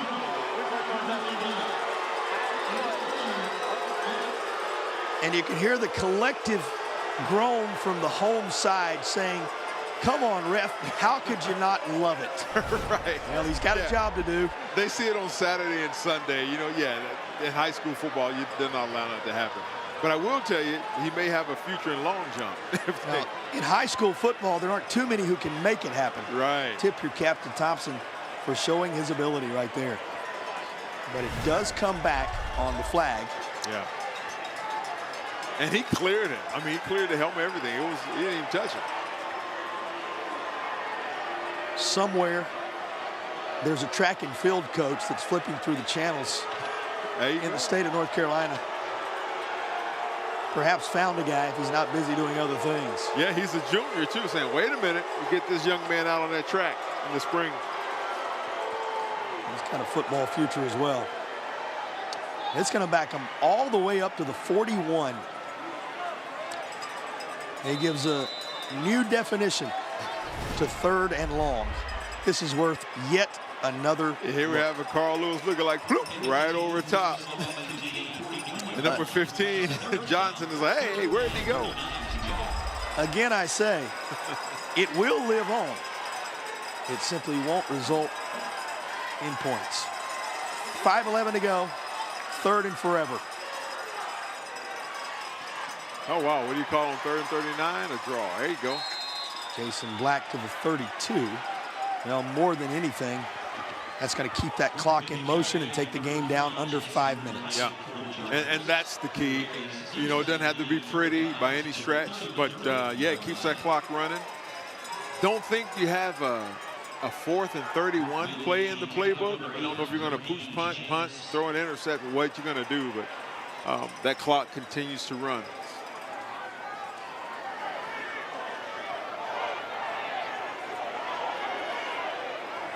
Crest kind of beginning to gather on the near sideline. They've got obviously a couple of timeouts to work with here. No real need to take any the rest of the way. In command of this one, so they'll take it here. We will as well. Balance of the 5A title game and the 2025 high school football season in Carolina coming up in just a bit.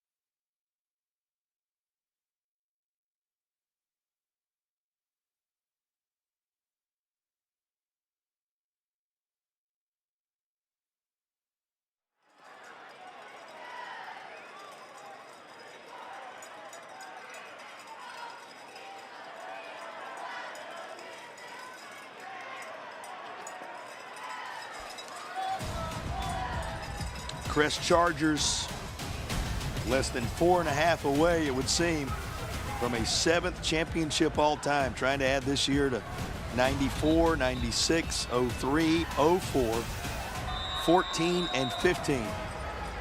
What do you hear there? They generally come in pairs for Crest, which means this may be a team you hear from again moving forward. They're certainly trying to put the finishing touches on the 2025 edition of a title after coming back for the first time in a decade. And this may put the exclamation point on what has been a banner day for Cleveland County. What about the toss from the Virginia commit? And the play from Thompson on the other end is just as true. He's going to be flagged again from everywhere, but nobody wearing green and yellow is going to mind in these moments. Well, I stand corrected again. I said, well, you usually don't have a play for 4th and 31, but maybe you do, right? He was wide open in the corner, and there's where he gets the flag from. He just jumped over a guy, and now he's doing backflips. Can't do that in high school football. It was a good flip. You know, I give him a 10 on the technique, but he's going to get flagged for that every time. We respect your athletic ability. Right. But they're not going to let you get away with the taunting piece here or the hurdling piece there. Touchdown's going to stand this time around. That's the difference. Yep. With 4:16 to play.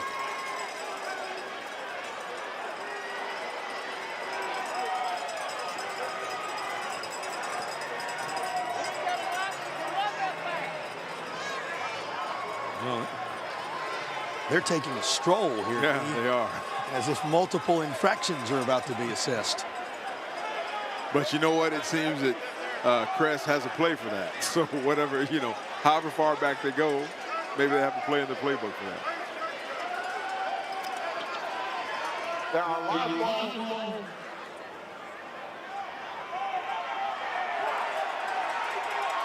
Live balls. Illegal touch. Offense. Wow. The loss of that. So, after the play,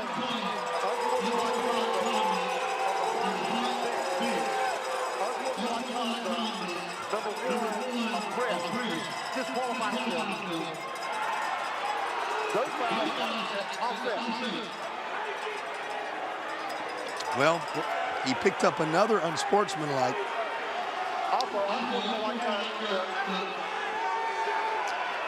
Referee's still going here. First down for Hunt. Well, remember, that was a 4th down play. Right.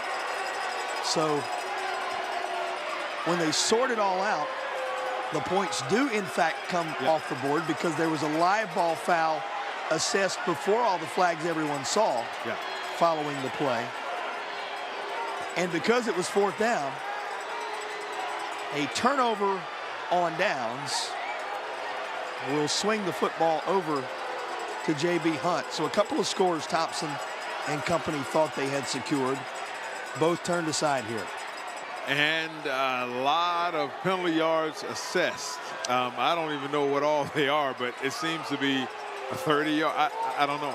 Mike was going in and out a bit as well, so difficult to discern everything. I think you would have had to carry a notebook and have a docket in order to decipher everything that occurred on that play. Yeah. But once they sort it all out, they have flipped the field and taken a Crest Chargers fan base that was in a really good mood seconds ago.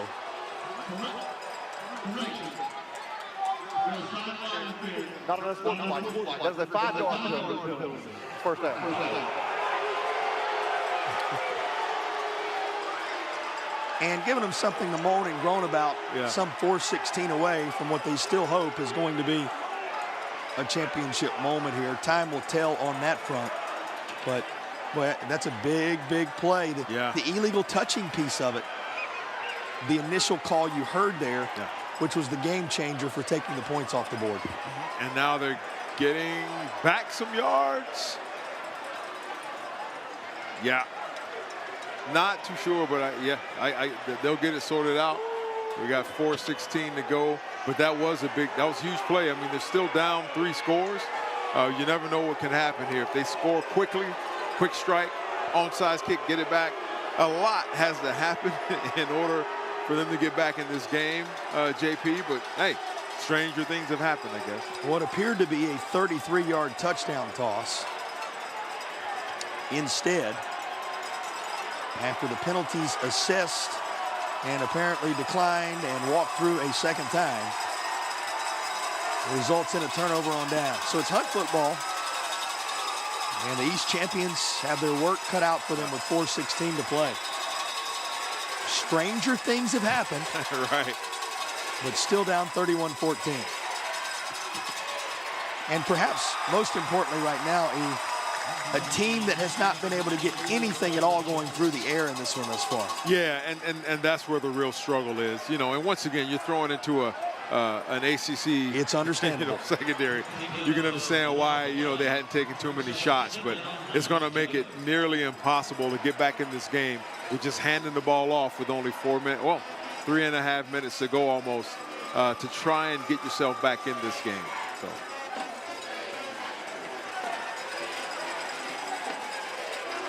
Well, you could say this about the final quarter of high school football in 2025 in North Carolina. It's been eventful. Yeah, it certainly has. And the ball pops out. It looks like Crest is going to recover. Now even more eventful. Coming out of there with the football for Crest. That's Gunter. Neck roll. Your man. That's right. The defensive contributor that reminds you where football was born and bred. Ah, look at him. I love it. Getting downhill. He's sitting there waiting. He's hunting. He's hunting. Ball pops out. There he is. Johnny on the spot. He hops on it. Neck roll intact. Comes out. Look, mama, look at what I got. I got a football and the state championship. Congratulations. And now he's got the turnover chain. I absolutely love it. Christian Gunter, one of the seniors. And if all that doesn't shake out a moment ago, you miss out on a memory like this. Here's Hamrick. Flags are down at the 50.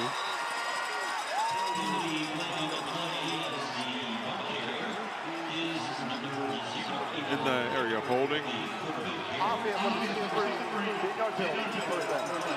Well, The Crest folks beginning to take it a little personal right now, every flag that comes down. However, you can understand with the height of emotion that they're experiencing.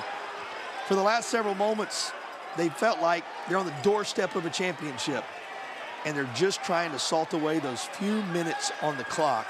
Yeah. It's never easy, is it? That's right. And I think Coach Lloyd just pulled his quarterback to the side and said, hey, son, slide, get down, keep that clock rolling so we can get back home and celebrate this championship. They got to hurry back to Cleveland County so they can show the Shelby Golden Lions they've got a new trophy as well. Look at what we got. Yeah. 3:15 on the game clock.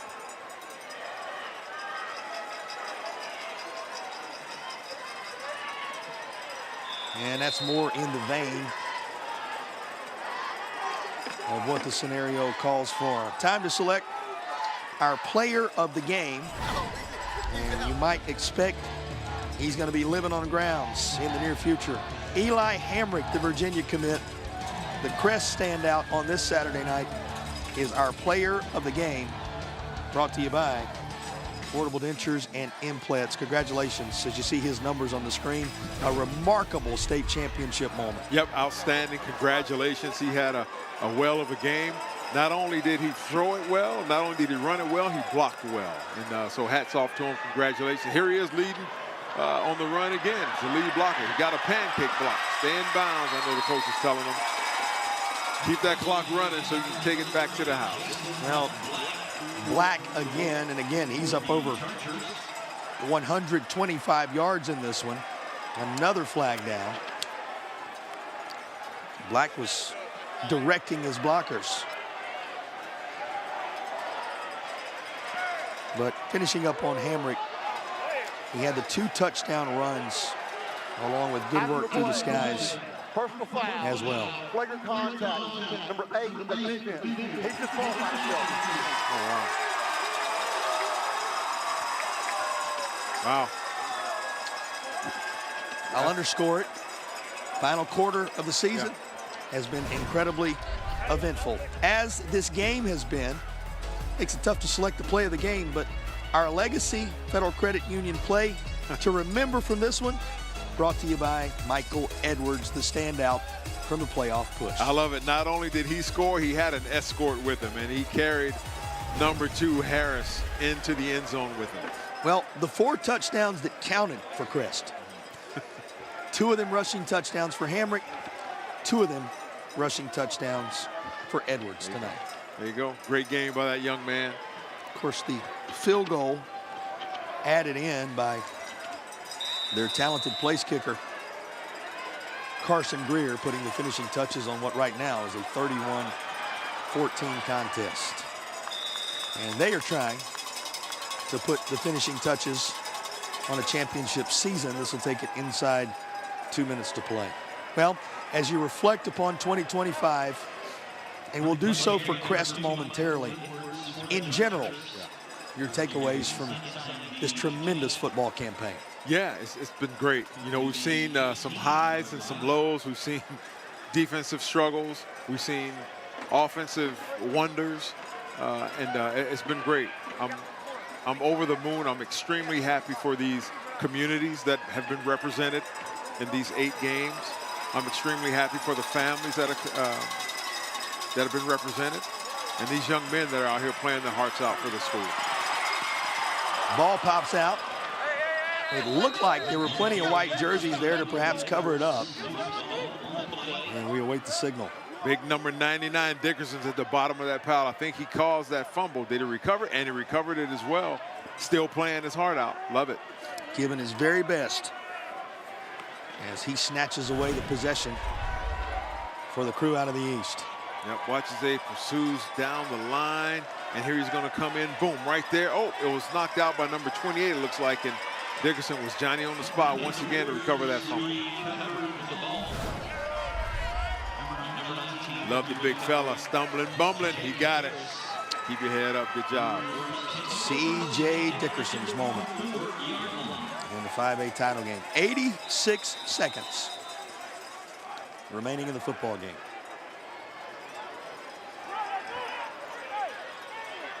What a weekend, what a season, as we were saying a moment ago, it has been. Yeah, it's been great. Just happy for the community. Now imagine the elation that Cleveland County's going to have with 2 state champions. In the same venue, on the same day. Yep. It's something they'll talk about for generations to come. That's right. 10 minutes apart, these schools are. They have those state championships. Congratulations to that community. And congratulations to all the champions. Of course, Wilson Prep 9-8 over Robbinsville. Tarboro 22-0 over Murphy 2A. Shelby 84-41 over Kinston 3A.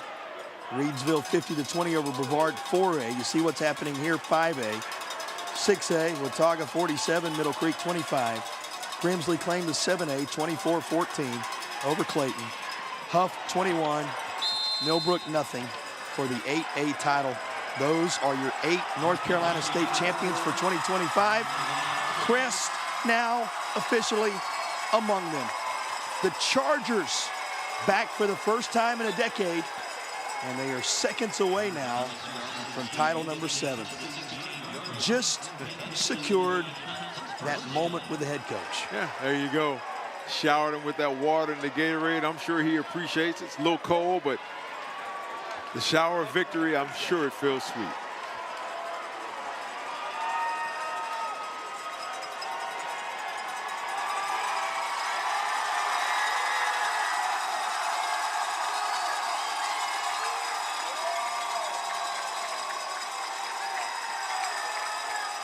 The final seconds roll off the game clock, and the 2025 high school football campaign in the Old North State has come to a close with Crest on a banner day for Cleveland County, winning its 7th title all time, claiming the 5A crown.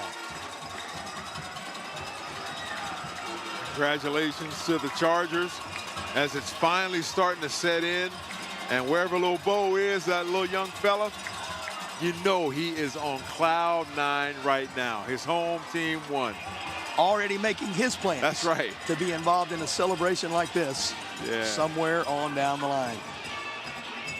The Crest Chargers battle from an early deficit to claim a 31-14 win and a state champion, and standing by with a championship winning head coach. Here's Madison. Well, Coach, you remain stoic on the sidelines all game long. Now you're covered in Gatorade. What are you feeling right now? Oh, I feel great. I'm just so happy for the players, the coaching staff. They all did a great job. We got a great group, and our great Charger fans here tonight. Just unbelievable. It's just a great game. And it's been 10 years since you guys have been able to do it. Why was this the group to get it done? Well, it's just a great group. We got a great senior class. The kids wanted it, and they just believed, and they worked hard all year, and it came true. And this, your first as a head coach with your alma mater. What does it mean to you? Well, that's number 7 for the Crest Chargers, and that's what it means, and I couldn't be more proud. Well, congratulations, Thank Coach. You. Thank you. Back to you guys. He's a Crest guy. You could hear it in his voice. You could see it in his passion across the course of this one tonight. A team that experienced a few bumps in the road along the way, but to borrow his words, they kept it on the tracks. And on down the track was the 7th state championship in Crest Chargers history.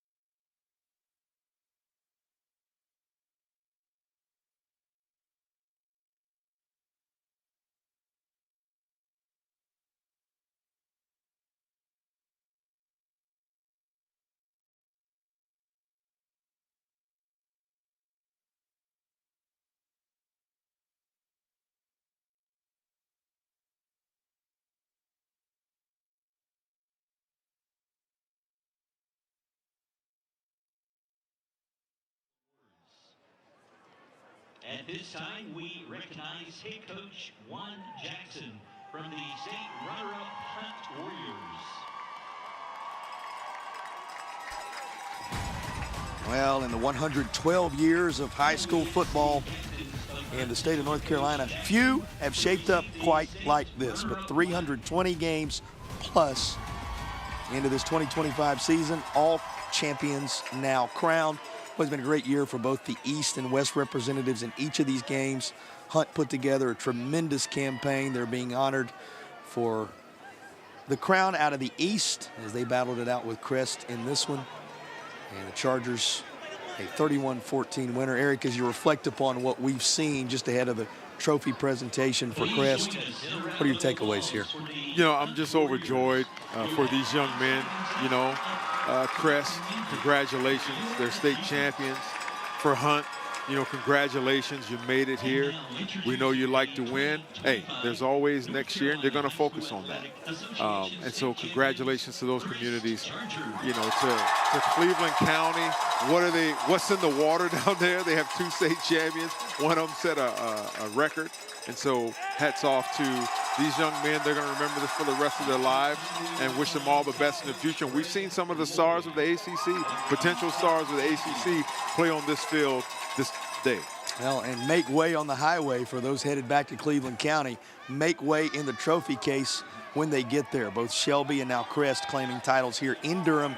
We said it, remarkable that it happens on the same day in the same venue to cap off the same tremendous season. Just a remarkable, remarkable campaign for the Crest Chargers. This team that trailed at 7-0 early, scored the only points of the second half after a 17-point second quarter to win at 31-14. The award sponsored by the Carolina Panthers. Superlatives now being handed out. Winners of the outstanding defensive player in this championship, as selected by media representatives covering this game. As we'll let you listen into PA here while the major awards are handed out.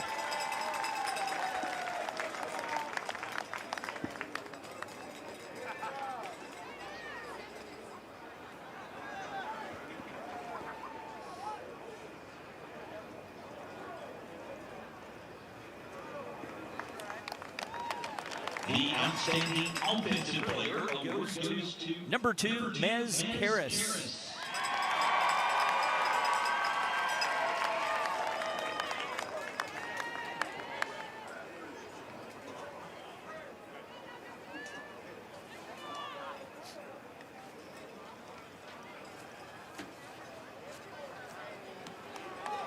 For the state champions, the outstanding defensive player in this championship, as selected by media representatives covering this game, is number 42, Chris Gunner.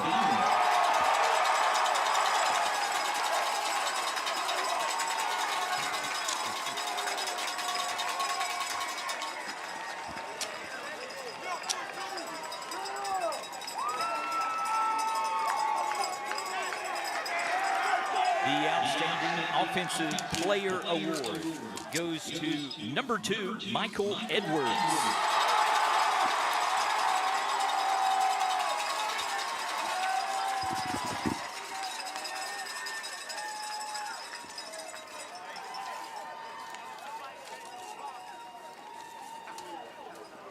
Ladies and gentlemen, there were many outstanding individual performances in tonight's NCHSAA State Championship.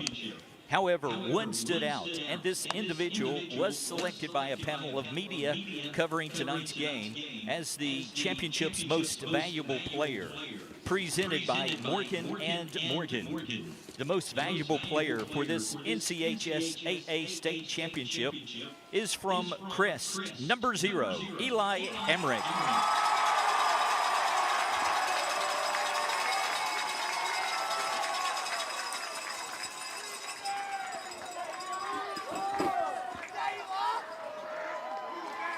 Thanks again to Morgan & Morgan for their continued support of the NCHSAA. Fans, thank you for attending this year's NCHSAA Football Championships. We ask for your assistance in picking up any trash in your seating area and throwing it in the garbage cans. It is now time to snap the photos that will last a lifetime. Crest Chargers, champions in the 5A classification for 2025 on a banner day for Cleveland County. Well, big thank you to all of our sponsors, the wonderful folks at the North Carolina High School Athletic Association, and these broadcast support partners: Affordable Dentures and Implants, Foundation Solutions, Tip Top Roofing, Air Experts, Tatum and Atkinson, Original Grills, Legacy Federal Credit Union, Ingalls Markets, and First Source Rentals. All these sponsors and partners, through their contributions to the program, make these championship games possible for you, the viewers at home. And it is because of you. We thank you for your support and your love of this sport. Congrats to the 2025 champions: Wilson Prep Academy in Class A, Tarboro in 2A, Shelby in 3A, Reedsville in 4A, this Crest team in 5A, Watauga in 6A, Grimsley in 7A, and Huff in 8A. Those are your champions forever from 2025.